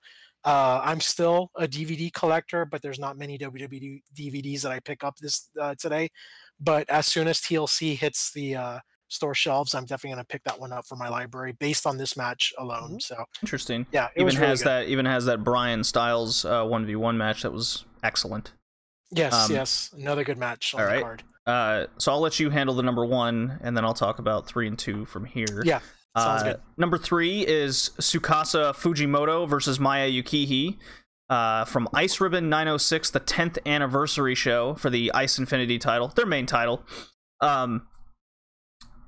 I've always wanted to, kind of broaden my horizons on women's wrestling and, branch out from Stardom. And a promotion I discovered this year is Ice Ribbon, a promotion basically spearheaded by Manami Toyota and her hand-picked student, I guess, is Tsukasa Fujimoto, the main kind of ace of that promotion, and the up-and-coming star of Maya Yukihi. And to me, this was the quintessential strong style women's match of the year.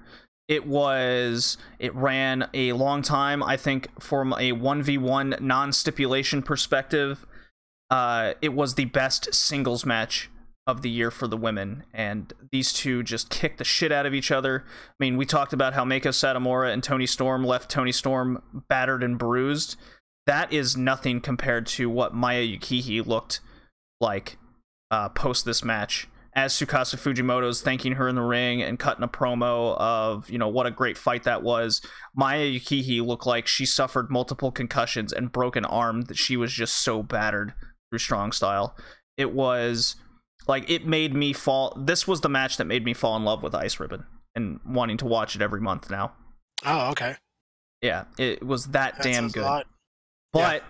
Even with that being said, it still didn't quite reach the level that number 2 did, and that was Tessa Blanchard versus Mercedes Martinez, Rise of the Knockouts, July 7th, for the title, the 75-minute Iron Woman match, breaking the record for the longest singles women's match in North America.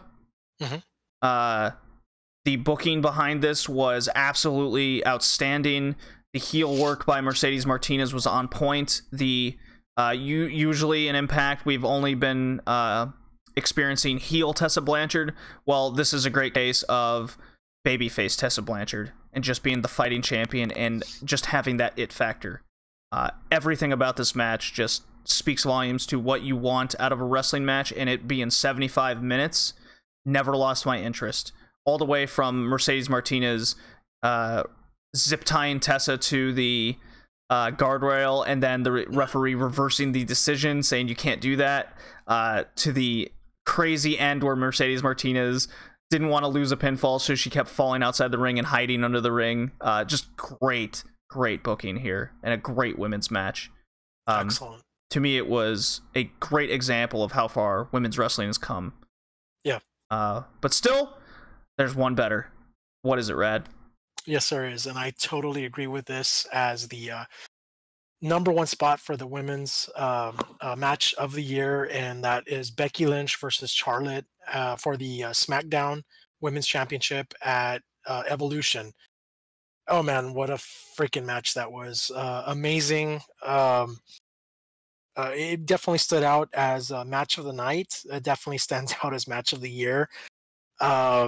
That spot when Becky Lynch jumped off the ladder onto Charlotte into the table is probably an iconic image that'll last decades. Just amazing what that woman has done. So yeah, I definitely agree with this. It was a really good match. Yeah, and for what the pay-per-view stood for, WWE is late to the party. They always are. But they nailed the match. The women involved went to another level. Charlotte especially, I think her character, this was a turn for her. I've seen nothing but improvement from a character's perspective. I always thought that was the weakest part of her. From a ring standpoint. The image of her rising up from the chairs and Lynch going, "Oh, hell no," kind of deal. Yeah. It was so good. Why would you say the triple threat was better, or do you not think that anymore? I don't know. I just remember being on the edge of my seat for both of the matches, as I would say. Maybe I would just consider them maybe a match of the year, if anything. I just really loved the match between the 3 women, and I think Becky Lynch and Charlotte already have an established rivalry, and Asuka being in such a high-profile match, which she hadn't had in a while ever since she came on board onto the main roster. I just think this is the match she deserved, and it just showed. You just saw the passion from all 3 women involved, and I just really liked that match at TLC. But when you reminded me of what went on at Evolution, yeah, I definitely agree with that. That was match of the night. Okay. You had a simple one-on-one Becky Lynch versus Charlotte, and again, just that iconic image of Becky Lynch jumping off the ladder onto the table. That's something that we would have never dreamed about seeing, 1 year, 5 year, 10 year, 20 years ago. So definitely really stood out as what women's evolution was or is all about. Right. So those are our 10 top women's matches of 2018. Yep. Really good year for women's wrestling. Yeah, it definitely was. I'm glad it's where it's at right now. Yeah. Vastly different from the Charlotte Sasha Banks 2016 run, or was that 2017? One of those 2 years. From a few years ago. All right. Well, our top 10 indie matches of the year. So this is our non-WWE, non-New Japan, non-Ring of Honor, non-Mexico dealio. So this entails a lot of like Progress Wrestling, WXW, Noah, all those other promotions out there that a lot of people may overlook just because JD's it's category. indie. This is my bread and butter.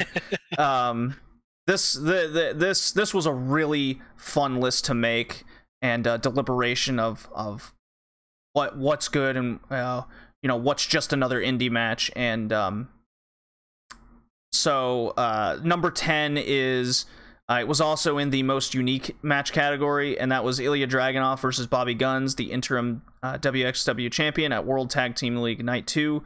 This was the match ruined by love. It was just so bizarre seeing a crowd chant the same thing for the entire match, and it was also a really good match. The rise of Bobby Guns after winning Shortcut to the Top, their Rumble. This was his title match against the champion, or the interim champion, Ilya Dragunov, through story purposes. Dragunov's rise to the top of the card since 16 Karat Gold. Like, this was kind of the culmination of two new stars within the company meeting each other 1v1. It was just so good to see. And that's number 10. Why don't you talk? Oh, and one other thing I must mention is if there was more than one match between two people, the matches are culminated into one singular match. That way we can talk about more matches on the card as well, or more matches for a top 10. Ah, okay. So that gives you a good idea of why some things are above others, etc. going down. So what's number 9, Rad? Number 9 indie match of the year is CCK versus LAX for the tag titles. That was at Progress Coast to Coast in New York, Chapter 80. This is a match I did not see, so I don't know, maybe you want to touch base on that, JD. Why did it make the list? So there's actually 2 matches. They faced each other twice. There's the Coast to Coast New York City match, and then there's their Chapter 80 match. A great example of what tag team wrestling is nowadays in 2018. A lot of people, when you watch a WWE tag match, it's always kind of that same formula.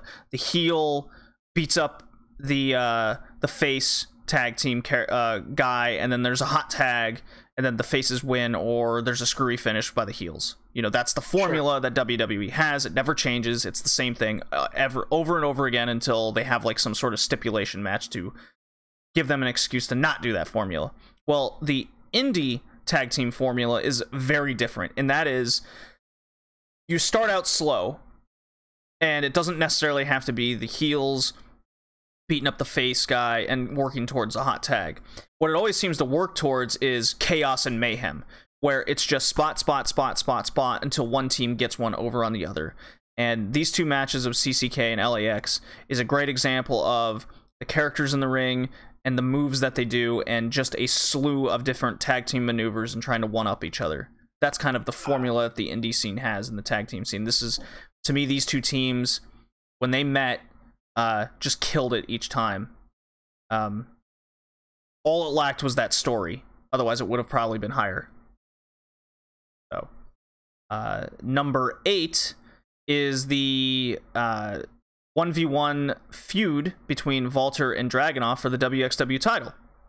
There was 2 matches, True Colors and Superstars of Wrestling. I believe, Rad, you saw the Superstars of Wrestling match.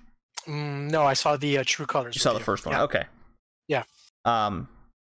Just a great feud. The rise of Dragunov, Walter being the imposing force, Dragunov overcoming.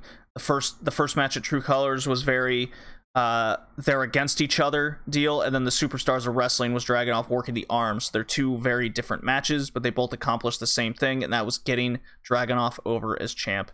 Very good stuff. What did you think of the True Colors match then? Yeah, it was really good. It was entertaining from start to finish.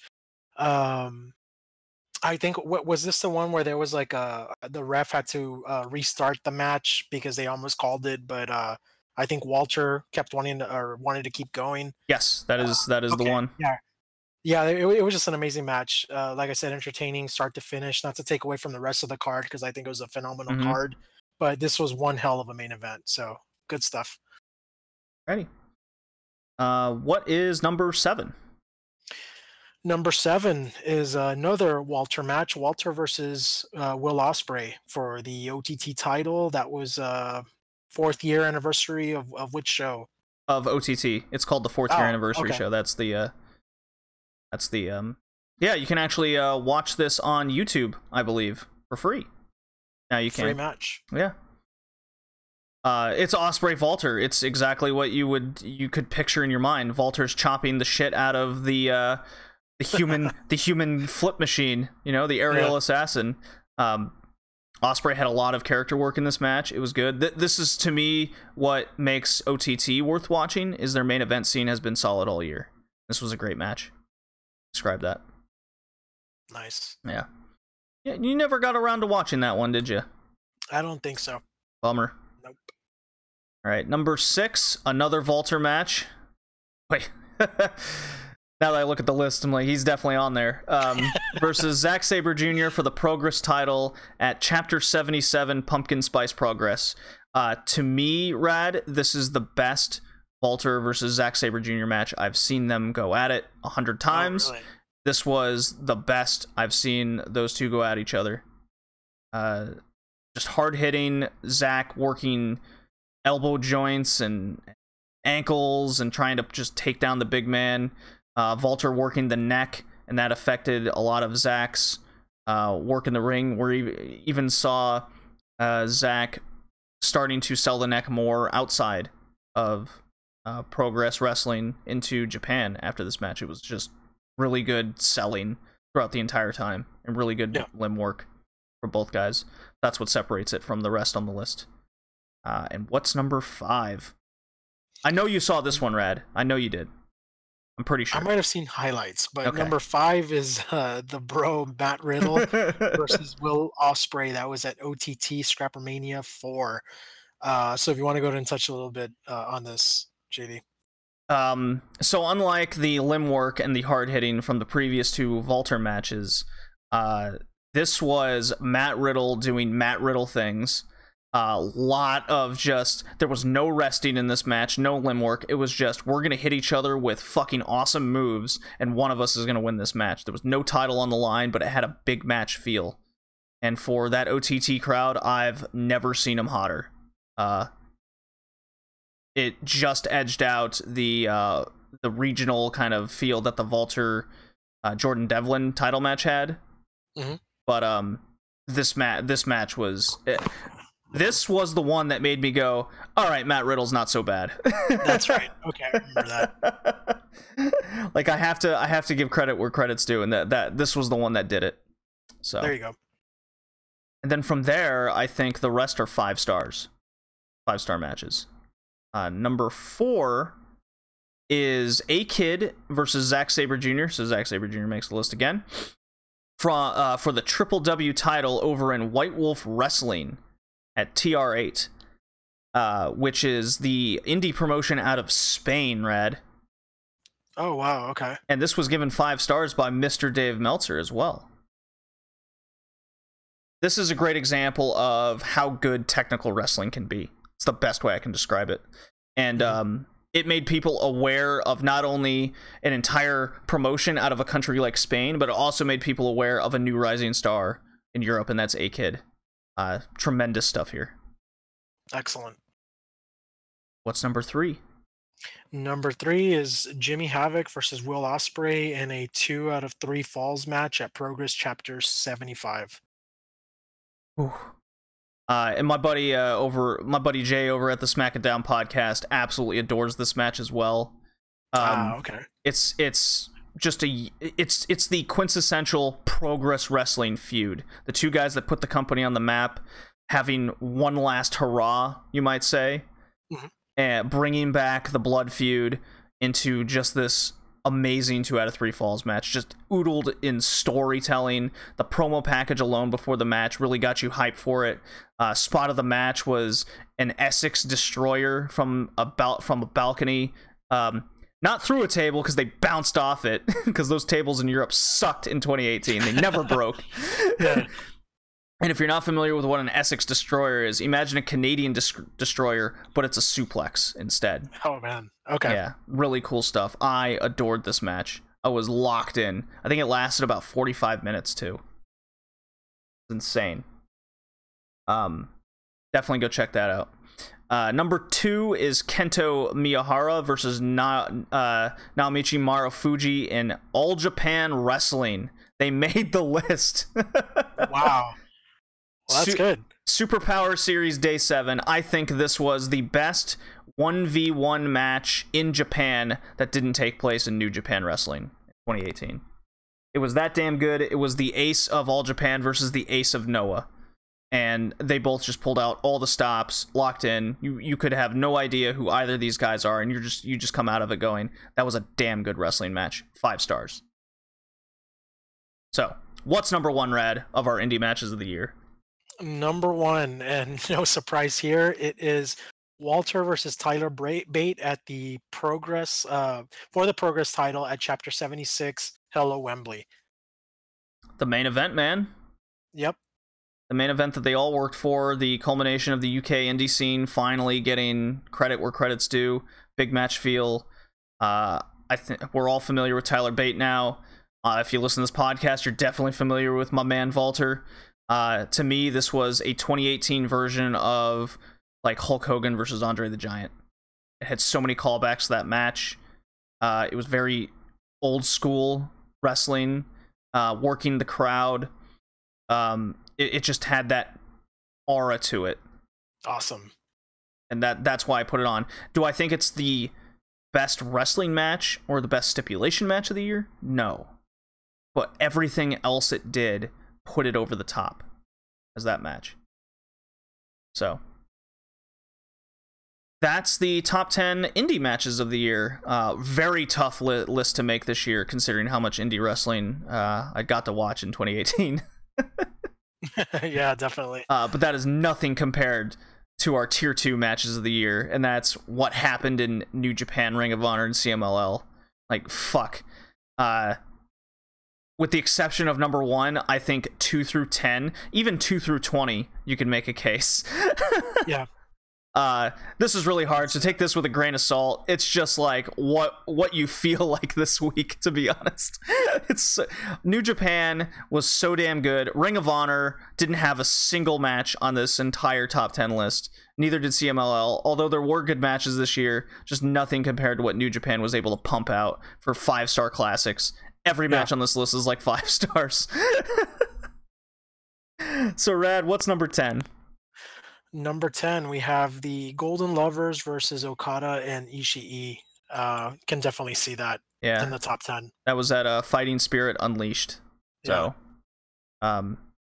just another level. They're just on another level, Rad. They really are. All right. Number 9. The New Japan category. Yeah, well, that's what it turned into this year, yeah. Coming in at number 9 is our man yet again, Will Ospreay. He's back from the indie scene. Right on. He's over in New Japan now. He faced Marty Scurll for the junior heavyweight title at Sakura Genesis and Fighting Spirit Unleashed. They did have... Oh, so it wasn't Dominion. Okay. But anyways... you might know this match as it got 5 stars, and Will Ospreay almost killed himself doing a Spanish fly on the apron and necking himself pretty hard. So that was pretty bad. Yeah, so they had 2 just excellent matches, but the Sakura Genesis match was the 5-star one. What's number 8? Next up, number 8 match, we have the Golden Lovers yet again going against the Young Bucks in a tag match, and that was at Strong Style Evolved. One hell of a match. Yeah, I think it was Matt Jackson selling the back super well, oodled in kind of the Bullet Club in fighting. Amazing. Yeah. Anything else to add for that one? No, no, not at all. Let's move All right. on over to number 7. Number JD. 7, oh, wouldn't you know it? Here It's we the are. Golden Lovers versus Tanahashi and Will Ospreay, another repeater. That was at the Road to Wrestle Kingdom. So coming in at the very end of the year was the match to kind of get us hyped for Ospreay Ibushi and Omega Tanahashi. The clip that went viral was the basic anime coming to life shot of when Ibushi did the springboard Hurricane Rana and Ospreay landed on his feet and kind of looked back and just like, yeah, I landed on my feet, motherfucker. Right. And Ibushi going, did he just land on his feet? Oh shit. So number 6, Rad. Number 6, we have Ishimori versus Takahashi, and that was at the NJPW Best of the Super Juniors final. I remember you giving a lot of praise to that match when we discussed on the podcast.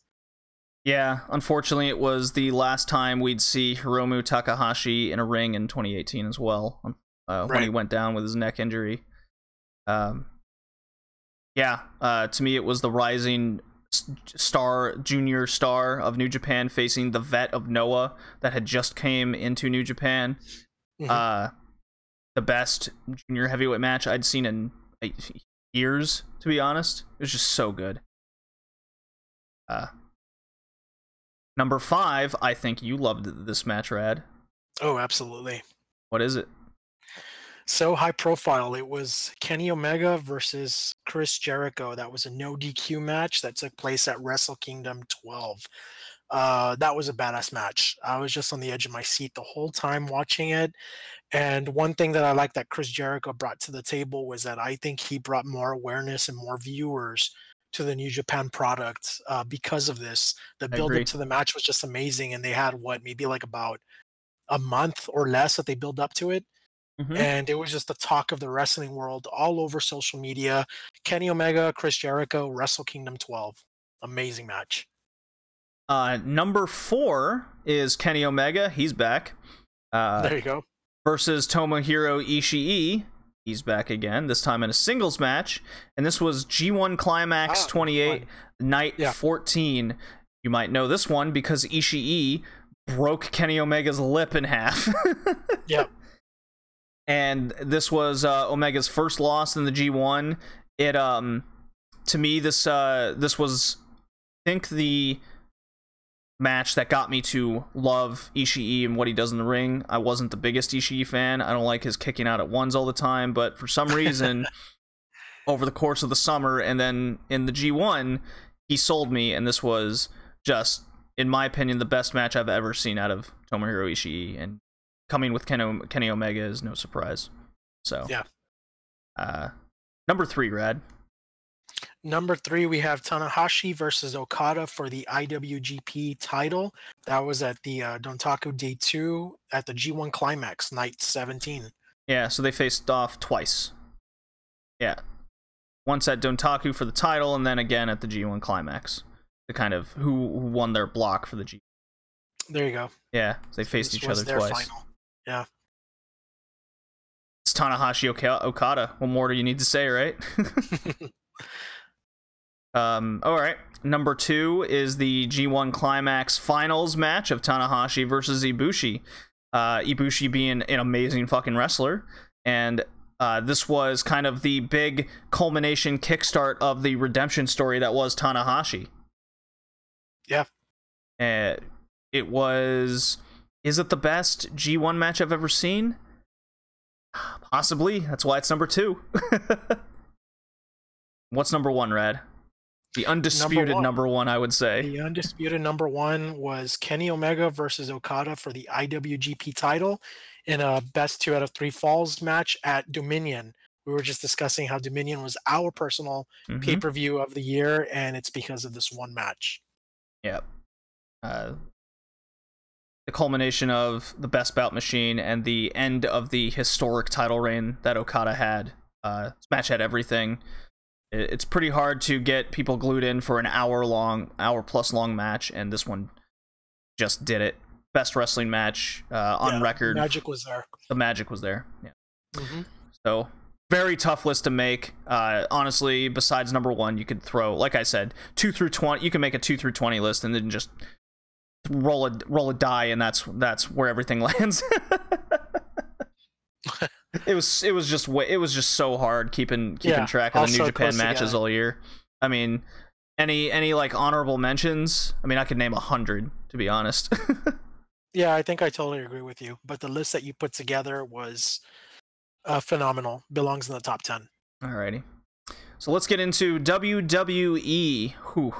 Not a good year for WWE, but NXT had a good year. It had a great year. Yeah. So here's, I'm guessing, the NXT category. You know, if it wasn't for okay. Yeah, if it wasn't for the nice little rule I had where if someone had more than one match against each other, it would just be put together, kind of like what you saw with the New Japan, to get more matches on there. And this is kind of what came to be. I'll start off with number 10 being Velveteen Dream versus Tommaso Ciampa, NXT title, TakeOver War Games. Badass. Yeah. Hollywood Velveteen Dream. Yes. Is that worthy of the number 10 spot, Rad? Yeah, I would say so. It was an incredible match, back and forth between these two guys. I really enjoyed it. All right. This to me was a good character work from both of them. Dream coming into his own, kind of like he had his character working all the way, and it seemed like it culminated at this point to me. And Ciampa being the villain and being a damn good wrestler, can work with anybody. I think Ciampa is more adaptable than Johnny Gargano, and this was a great example of this. So, number 9, Rad, which we already spoke about.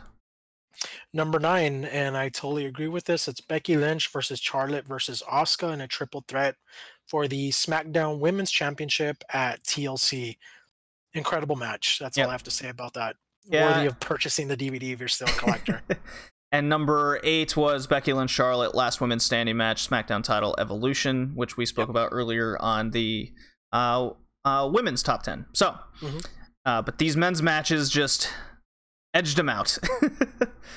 Number 7 is Andrade Cien Almas versus Aleister Black, the NXT title, TakeOver New Orleans. Oh man, it was good. I'm a mark for both these guys. Yeah, that's no secret. I love the hard-hitting style of Black with the kickboxing elements to it mixed in. There was some, and the way Almas flows in the ring, mixing in luchador and the hard-hitting style as well of Almas. These two just molded so well together. I couldn't believe the quality of the match we got. What's number, let's see, 10, 9, 7. What's number 6, Rad? Okay, so number 6, we got the Undisputed Era versus Pete Dunne, the War Raiders, and Ricochet in a War Games match at NXT War Games 2. Yep. Definitely agree with this match. It was one of my favorite for the year. I'm a sucker for War Games matches. Still, my favorite match type. Takes me back to the days of watching WCW. So, yeah, this was one hell of a match. Yeah. No argument from there. It would have been higher on the list, but it did drag in a little bit of places, I will say. Sure. And even though Pete Dunne did have a good showing, it could have been a lot better if he wasn't injured. I really liked Bobby Fish's role in the entire match with locking Pete Dunne in the cage with his own lock, and then bringing all the weapons into the ring.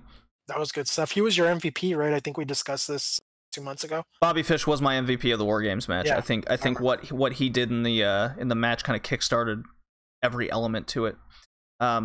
Yeah. So number 5 is Johnny Gargano versus Aleister Black, TakeOver War Games. There's another War Games. So we got 3 of them. That was an incredible pay-per-view. Good pay-per-view. Yeah. Had probably the best. It had a really good story being told between Johnny Failure / losing his mind against Aleister Black. I will absolve you of your sins. Good feud. The last 3 minutes of the match were ungodly good between the two. I loved it. Sure. What's number 4? Number 4 was the 6-man ladder match for the North American title. over at NXT, where Adam Cole wins NXT Takeover New Orleans. Uh, Damn good match. You know, it was just a lot of good stuff that took place. I liked it, and Adam Cole winning was just the icing on the cake, baby. Indeed, no argument from me. So number 3, this is where it gets a little interesting. This is what separates these next 3 matches from the rest on the list, is the feuds that it entailed, which which came to be with multiple matches, which were all good and had you lined in. So this is Undisputed Era versus Mustache Mountain for the NXT tag titles. We got the UK tournament day 2, where we saw Mustache Mountain win them in a huge pop in front of the Royal Albert Hall. The NXT July 11th showing, where Tyler Bate threw in the towel to save his partner, and then their Takeover Brooklyn match. Just an amazing feud. Every tag team, like, this was just the Undisputed Era being the heels so well. Everyone around the babyface tag team. I spoke earlier about how I don't like the WWE tag team formula. Well, sometimes they get it so right, you end up getting this, and that's what we got between these matches. It's just so good, and it put over Mustache Mountain and Undisputed Era as each other's factions as well, and tag teams. And what's number 2, Rad? Number 2 is another one from NXT Takeover Philly, and that was Johnny Gargano versus Cien Almas for the NXT title. That was another good match, and if I'm not mistaken, was that the beginning of Almas's reign, or am I confusing it? Well, he got the title against McIntyre at the tail end of 2017. Oh, okay, yeah, that's right. Yeah. And then they had a rematch where Johnny would quote-unquote leave NXT with their NXT February 1st match as well, which I really liked.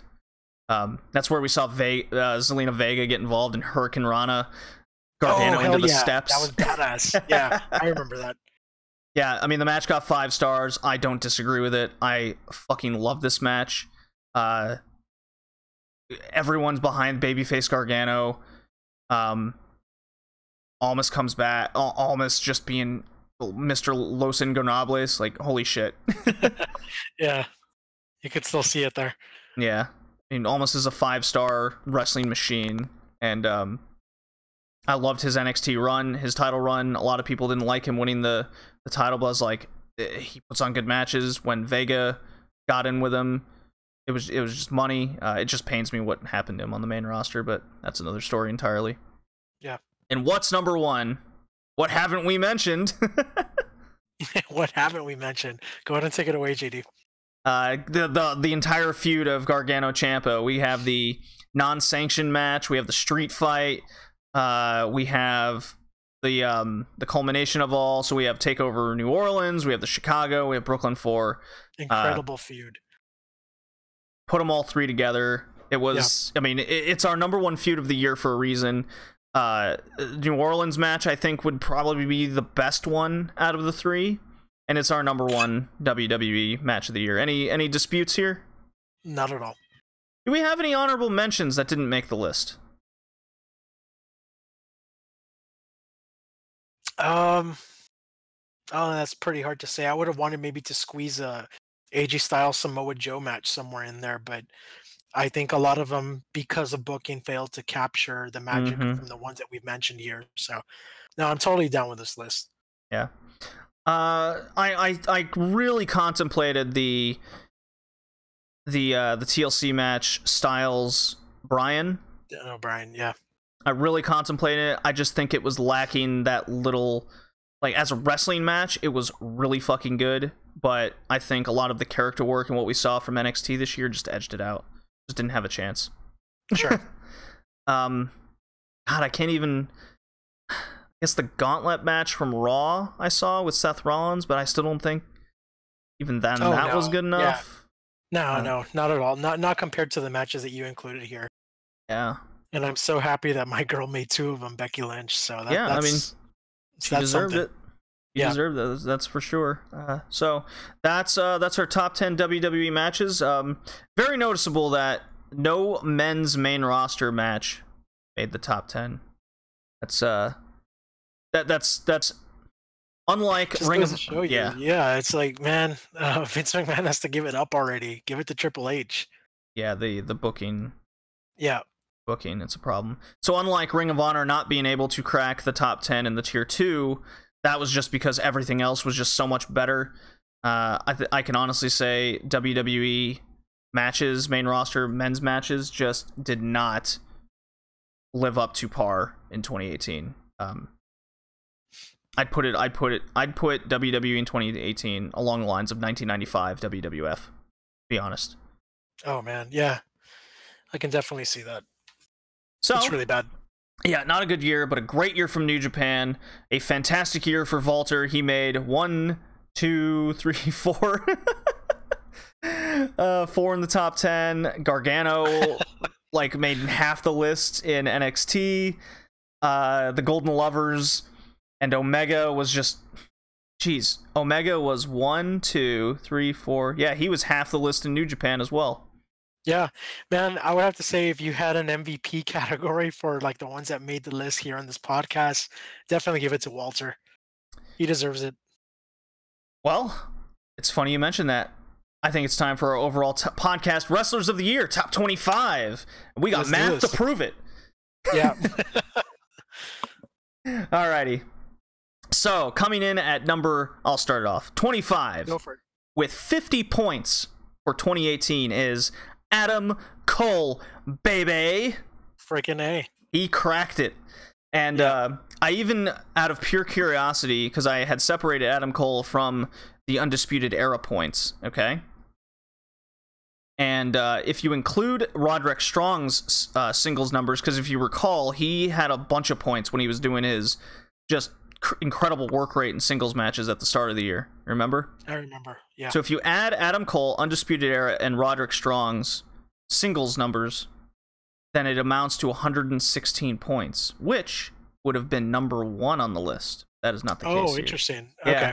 And then if you take away Roderick Strong's singles numbers, as he wasn't part of the Undisputed Era yet, would have gotten 83 points, which would have cracked the top 5. That's just something I thought was a little interesting.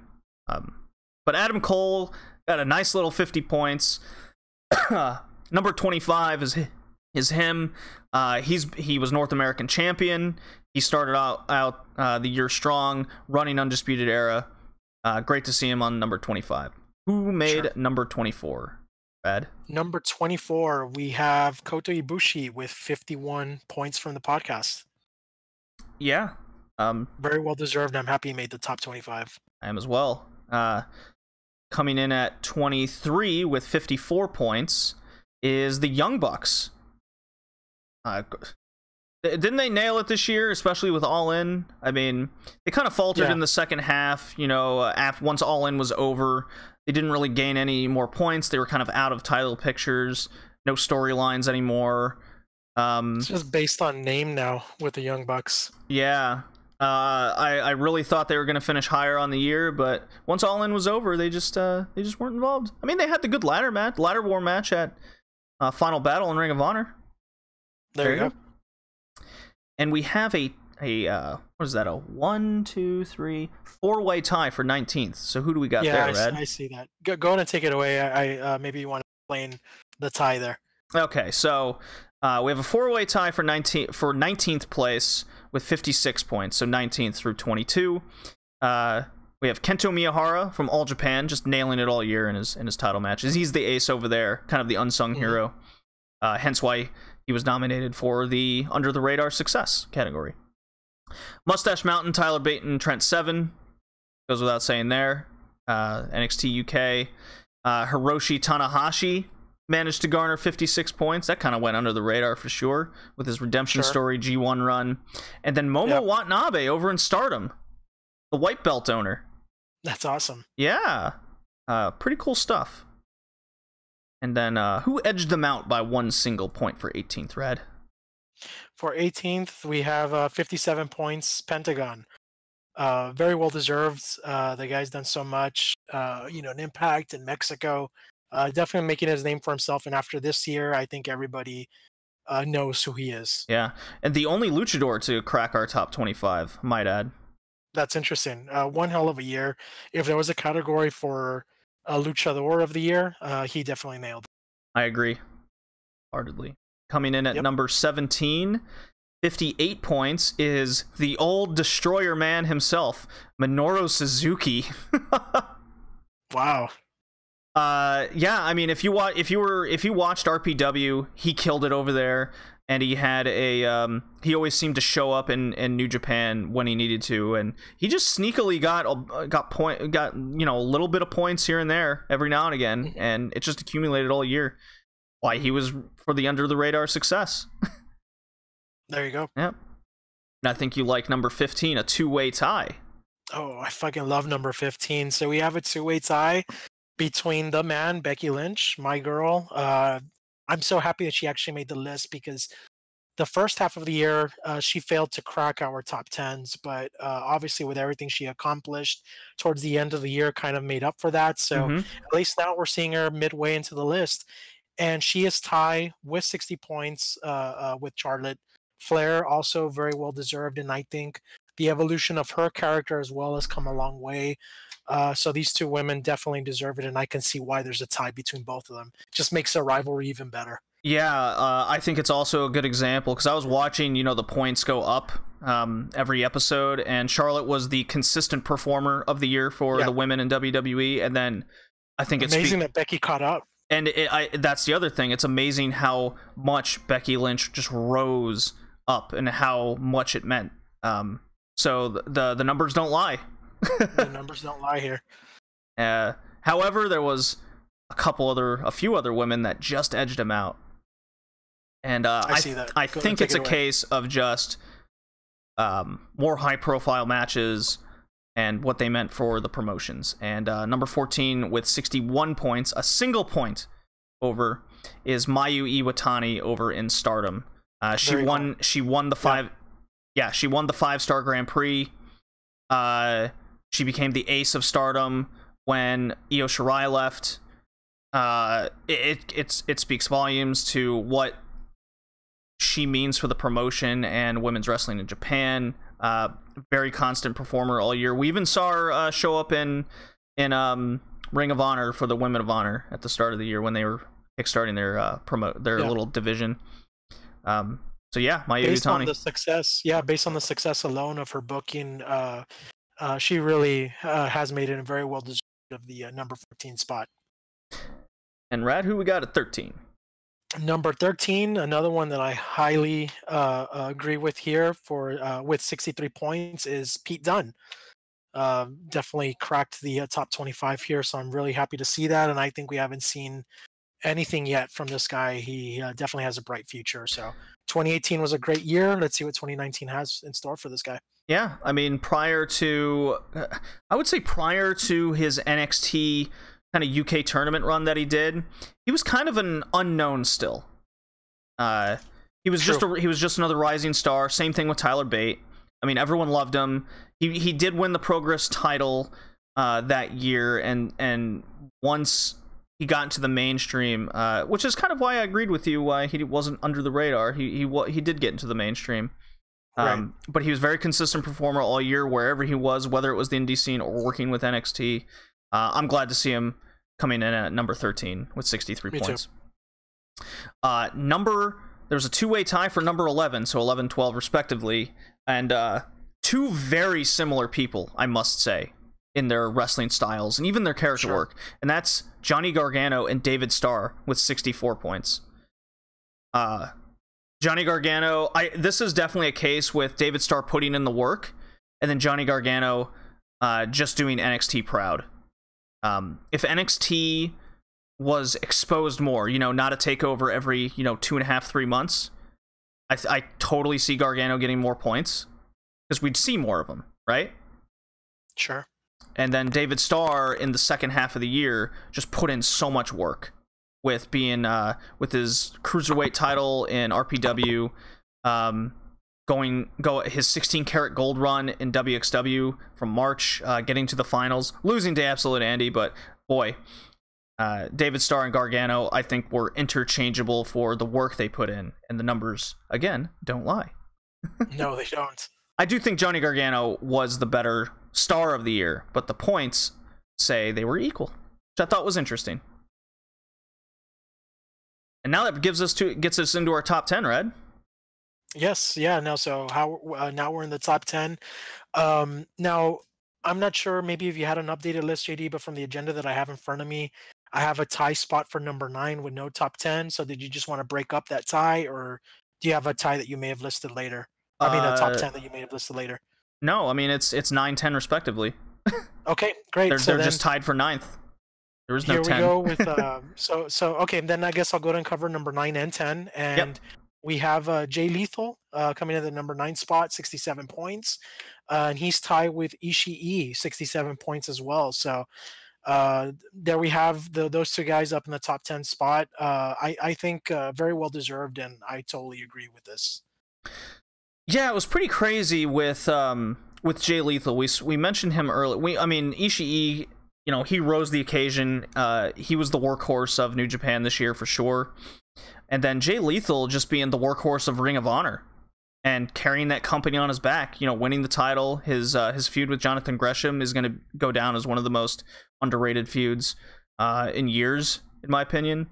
But Jay Lethal is Ring of Honor at this point, and the points he garnered support that. Sure. So, I agree. And now we got a tie at number 7, so 7 and 8 spots respectively, and that's Ilya Dragunov and Tony fucking Storm. There you go. And interesting enough, I think they both competed at the True Colors event, right? If I'm not mistaken. Yes, because Tony Storm would have defended the title, and Ilya Dragunov also defended the title. Yes. Yeah. So 2 WXW faithfuls. Number 7 spot. Yeah. 2 people that put the work in Europe. Tony Storm, rising the occasion. She's up on the list because of her Mae Young Classic win. You know, that's a lot of points right there. Dragunov being in the main event of WXW for most of the year, and also his big pop when he came back. So the fact that he became the big rising star in Europe for sure. Mm-hmm. Very happy to see Dragunov get that high, and it's no slouch between the two of them for sure. Sure thing. And we got an undisputed top 6 now. No more ties. No more ties. So undisputed number 6 spot. And this is a very high profile name for women's wrestling, and that's Tessa Blanchard coming in with 71 points. I am so happy that she's actually in the top 6. I think she's accomplished so much, whether it be in the indie promotions to Impact Wrestling. She's brought a lot of prestige to Impact Wrestling's women's championship, and we definitely haven't seen the end of the diamond, so to speak. So she's here to stay. Yeah, she's definitely here to stay. She put in the work that she needed to make a name for herself. She has that it factor, and it definitely shows. Yes. She never put in a bad match. It was always solid, always put in the work, and she improved so much along the year as well. Pretty crazy how many points she got for women's wrestling.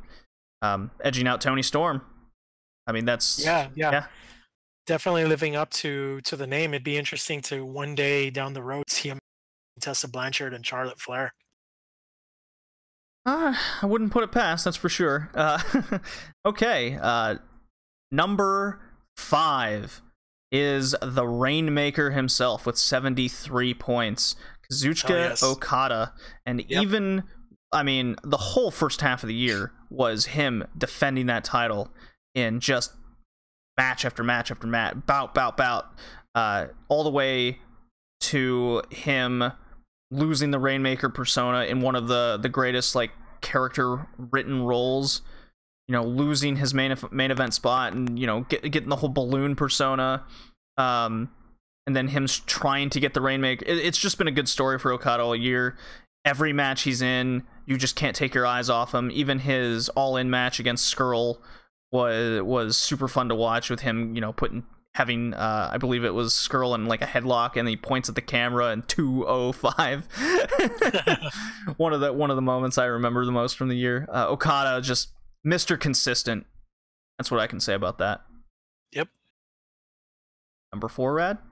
number 4, the man right in front of Okada, is Kenny Omega with 83 points. Easily one of the top 5. Yeah, it's no question how good the man is. He's the best bout machine, man. Yeah, definitely is, and had a lot of high-profile matches throughout the year. Always was in the main talk of wrestling throughout social media, and pretty much headline a lot of events in over at New Japan Pro Wrestling. So very well deserved. Yeah, he even had a crazy match on the Indies in North America in like Northwest Wrestling where he faced Phoenix. Oh, did he really? Yeah. So, coming in at number 3 with 91 points, so we're getting in that top tier here, and this is just the exposure. I think this is what these top 3 came down to, was exposure, quality of matches, and main event picture, just constantly wherever they went. And number 3, 91 points, is Zack Sabre Jr. He is the best technical wrestler today. He makes even the most basic moves look painful. Makes everything count. I mean, he had title matches in WXW. He won the New Japan Cup at the beginning of the year. He had a big push. He established new star in New Japan. Progress, OTT, just everywhere. RPW champion, British heavyweight champion. He just won it back at Wrestle Kingdom, which we'll get into in the next podcast. Zack Sabre Jr., number 3. Great. It makes me happy. But not as good as the next 2, Rad. Number 2. Here we go. So the number 2 spot goes to Will Ospreay with 96 points, and I can see why he's in the number 2 here. Yeah. I thought he was going to catch number 1, but he got injured just at the end of the year, and that was the difference maker. I think 1-2 was interchangeable. Yeah. It would have easily been in the number 1 spot had he been able to continue performing. I think so as well. Will Ospreay, the human aerial assassin, just, my God, his year was insane. Every match he put on, he just would not put on the brakes. Every match he'd want to give the audience what they want. He could be in front of 10,000 people. He could be in front of 100 people. You're getting the aerial assassin, and it definitely showed in his work rate in 2018. Number 1, who cracked 100 points. He's got 103. Should be no surprise. He's been Mr. Main Event in Europe all damn year. He even won the PWG title at one point. That's my man, Big Daddy Walter, who became my favorite wrestler of the year in 2018. It's just, the evidence is there. We've been talking about it every podcast episode. It seemingly he had just a banger of a match every single podcast that we covered, and he was king of the indies this year, in my opinion. King of the indies, yeah. And now he's signed with WWE with NXT UK, so 2019 is going to be a very interesting year for these on the list. So anybody on the list that you think is surprising, like kind of an honorable honor, who are you surprised made the list and didn't make the list for 2018 as we wrap this up? Man, yeah, that's interesting. I'm pretty much certain that the way the list panned out to be is not of a surprise. Obviously, I've been a part of the podcast throughout the year, and the math and the numbers don't lie. It definitely shows every time we mention these names on our podcast. So no surprise here, and Walter definitely deserves the MVP spot here at number 1. So that's good to see. As per who I think should have been on the list, I can't really say. I think the names that made it are who the names that belong there. Anybody that I might have wanted to name might be even a little bit more mainstream, such as guys like AJ Styles. But the math here was not just based on who we liked or who we wanted to make the list, but rather the success, how they performed, and what they brought to the table. So the names mentioned here, way to go, JD.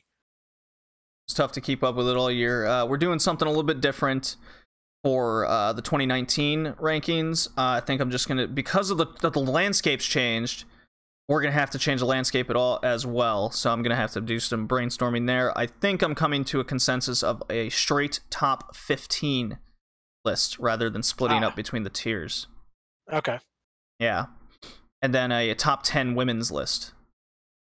That should be easy now that we're going to kind of do away or bring it to a minimum discussing WWE. Yeah, that's also kind of the idea there as well. There's one name in particular that was totally absent from the rankings week in and week out was Sasha Banks. A phenomenal women's wrestler, was in the title picture for a long time. 2018, nothing. Absolutely nothing from Sasha Banks in 2018. I couldn't believe it. She didn't get a single fucking point. I think the only high-profile thing she had going on was the stuff that she did with Bailey, whether she was her enemy or best friend, but that was about it. I mean, the injury, I think, and well, the injury is only like a little part of it. The only thing I could think of that Sasha Banks accomplished in 2018 was kicking Bailey off the cell at Elimination Chamber. Like, that was it. That was her 2018 right there in a nutshell. It was a horrid year from Sasha Banks. Really stood out to me when I saw that she had a big fat 0 points on the year. Pretty incredible. Another person on the list, they didn't get 0 points, but Finn Balor. Holy shit. Oh, that is amazing. I forgot about Finn Balor. That's true. What a he had a horrible year. Just nothing. Yeah. Nothing from. He was in garbage feuds all year.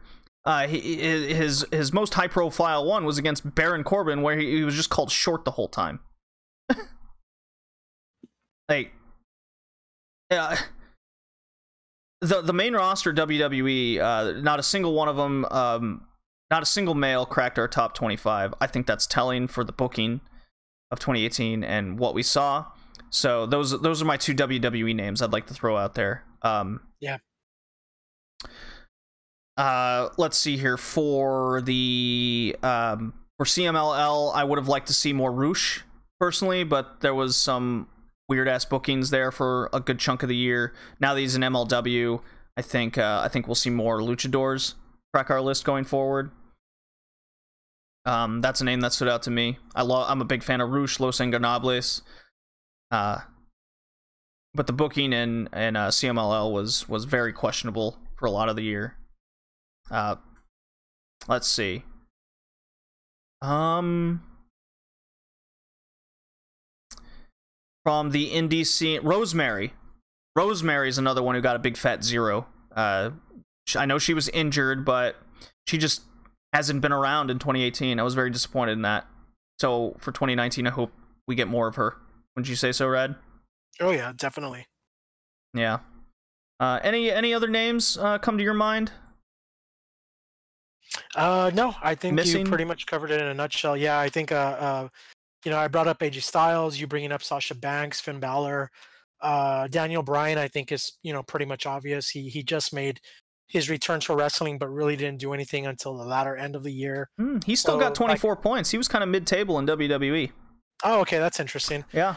Well, maybe 2019 will be bigger now that he's playing the role of a heel, main event player, champion, you name it. So we'll see where 2019 takes us. Let's see here. Daniel Bryan. I mean, if you want to see like low WWE numbers, people that fell below 10 points on the year, I mentioned Finn Balor. The Revival fell below that, but that's tag team wrestling in 2018 for you, WWE. Bailey got jack shit for most of the year. She was, steeped up with the Sasha Banks thing. Samoa Joe only got 5 points for the entirety of 2018. That was a very disappointing year for Samoa Joe. Even though he was in the main event picture, he's just a big fat loser. Oh man, yeah. When you think about it that way. Let's see. I'm just looking over the numbers. I would have liked to see more Eddie Edwards, personally, in 2018. Didn't see enough of him. Even though he was in some feuds, he just didn't really have... He didn't open eyes enough, I would say. I think that stands out. And I think that's Johnny Mundo. That's a character to get into. The Impact champion currently. he was solid, but again, that's like the same argument. Just didn't turn heads. The matches just weren't good enough.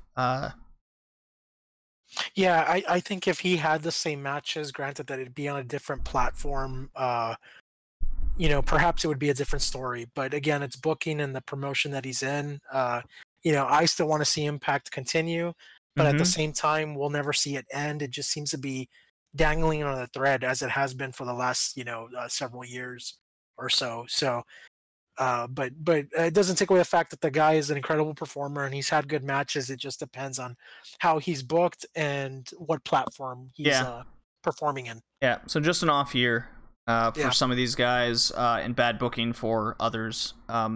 Hopefully 2019 we'll get to see more, but congratulations to our inaugural top 5 Red Leaf Retrocast Wrestlers of the Year, with Walter number 1, Ospreay 2, Zack Sabre Jr. 3, Kenny Omega 4, and Okada 5, and Tessa Blanchard being the number 1 ranked woman at number 6. So yeah, how about that?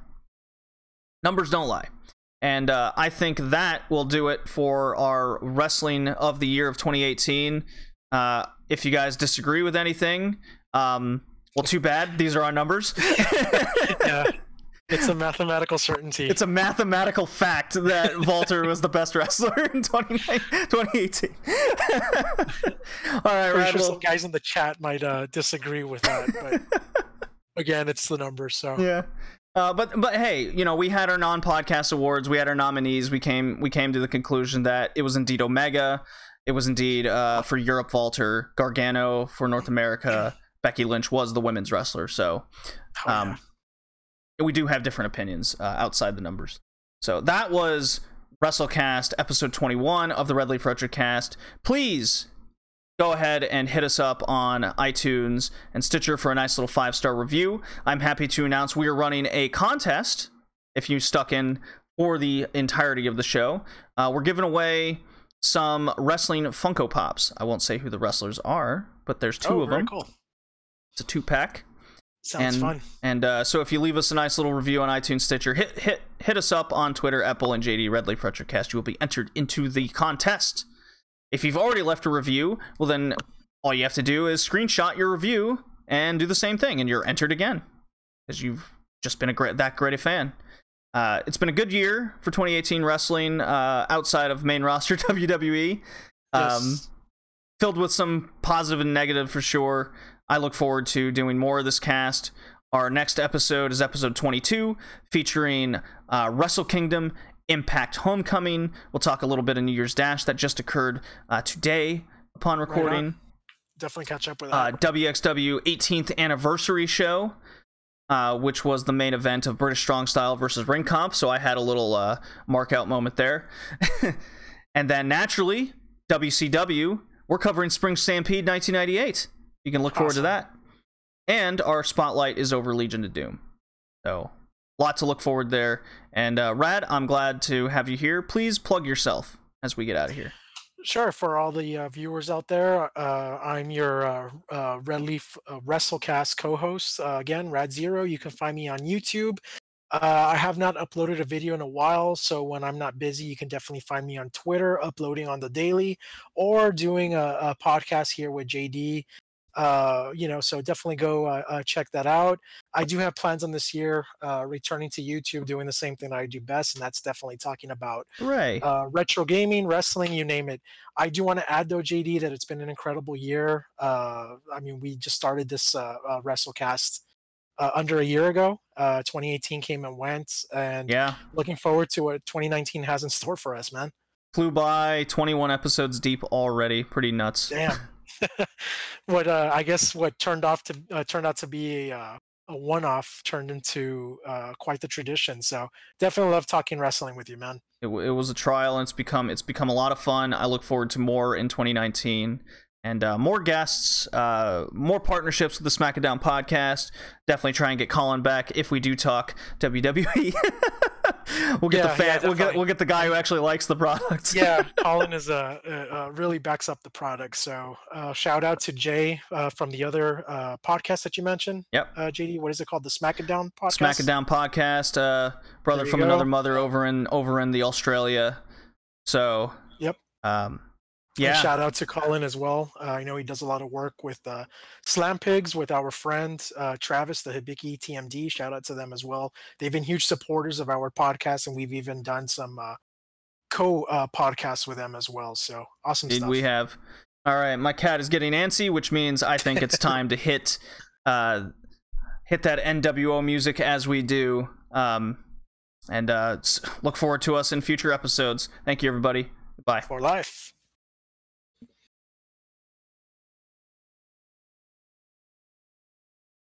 All right. Oh, that was super fun and easy to talk about. Yeah, it was definitely different from what we're used to, but in a very fun way. So I really enjoyed this podcast. Definitely looking forward to the Wrestling of the Year 2019. Oh, that's going to be interesting considering the landscape change, as I mentioned. Yeah. Oh boy, it's going to be tough. Jay Styles, let's see what 2019 has in store for the guy. Oh, let's hope it's better. Definitely looking forward to what McMahon has been doing. So I don't know, maybe if that's a sign of things to come, that he'll be a main player, bringing out the inner anger. I don't know what. I'm thinking they're going to turn him into a tweener, just like the way Becky Lynch is. So maybe he'll be like the bad guy, anti-hero that we all need. I don't know. I mean, to me, it screams the exact same booking where Vince got Kevin Owens to do the same thing with him, and we saw where that ended up. Right. Yeah, I'm just so skeptical, but that's why I'm pulling myself as much out of WWE as possible. Main roster, it's just gonna be the 4 pay-per-views for me. I'll get everything I need to online, there's no doubt. But it's just not something that deserves my attention right now, for sure. Not a whole lot of it. Yeah, I'm in the same boat. I did want to mention to you, I found an article online, I hope I can re-find it, was the merchandise sale controversy surrounding Becky Lynch. Oh, yeah, we were talking about that in the chat. That was interesting. So, people have been taking pictures of like merch tables at house shows and live events and what have you, and then the merch numbers came out for 2018, and even though Becky Lynch sold out of her merch, she only has a single t-shirt, and it's always at like only one booth at events rather than, you know, the 5 or 6 that there are. Yeah. So it sells out. They're just not putting them out. And the only women that are there is the Bella shirts and the Ronda Rousey shirts, along with the Bella, you know, like headbands and the Ronda Rousey gloves. And they sell as much as Becky Lynch, but Becky Lynch doesn't have enough to sell. Yeah, that's right. Like, I had to agree with what Travis mentioned, that, oh, maybe it just means that the Bellas are simply not selling, but it could be the case that they are actually holding back and they're withholding. Because I know Vince McMahon is about just promoting and marketing the product that he's envisioning to the casual viewer.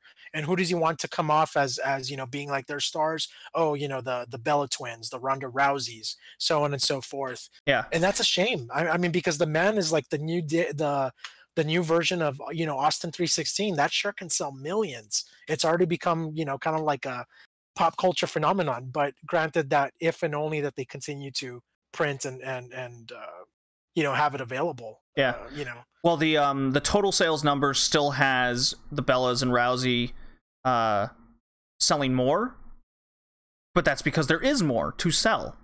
While Lynch's gear just sells out, and then that's all you can buy.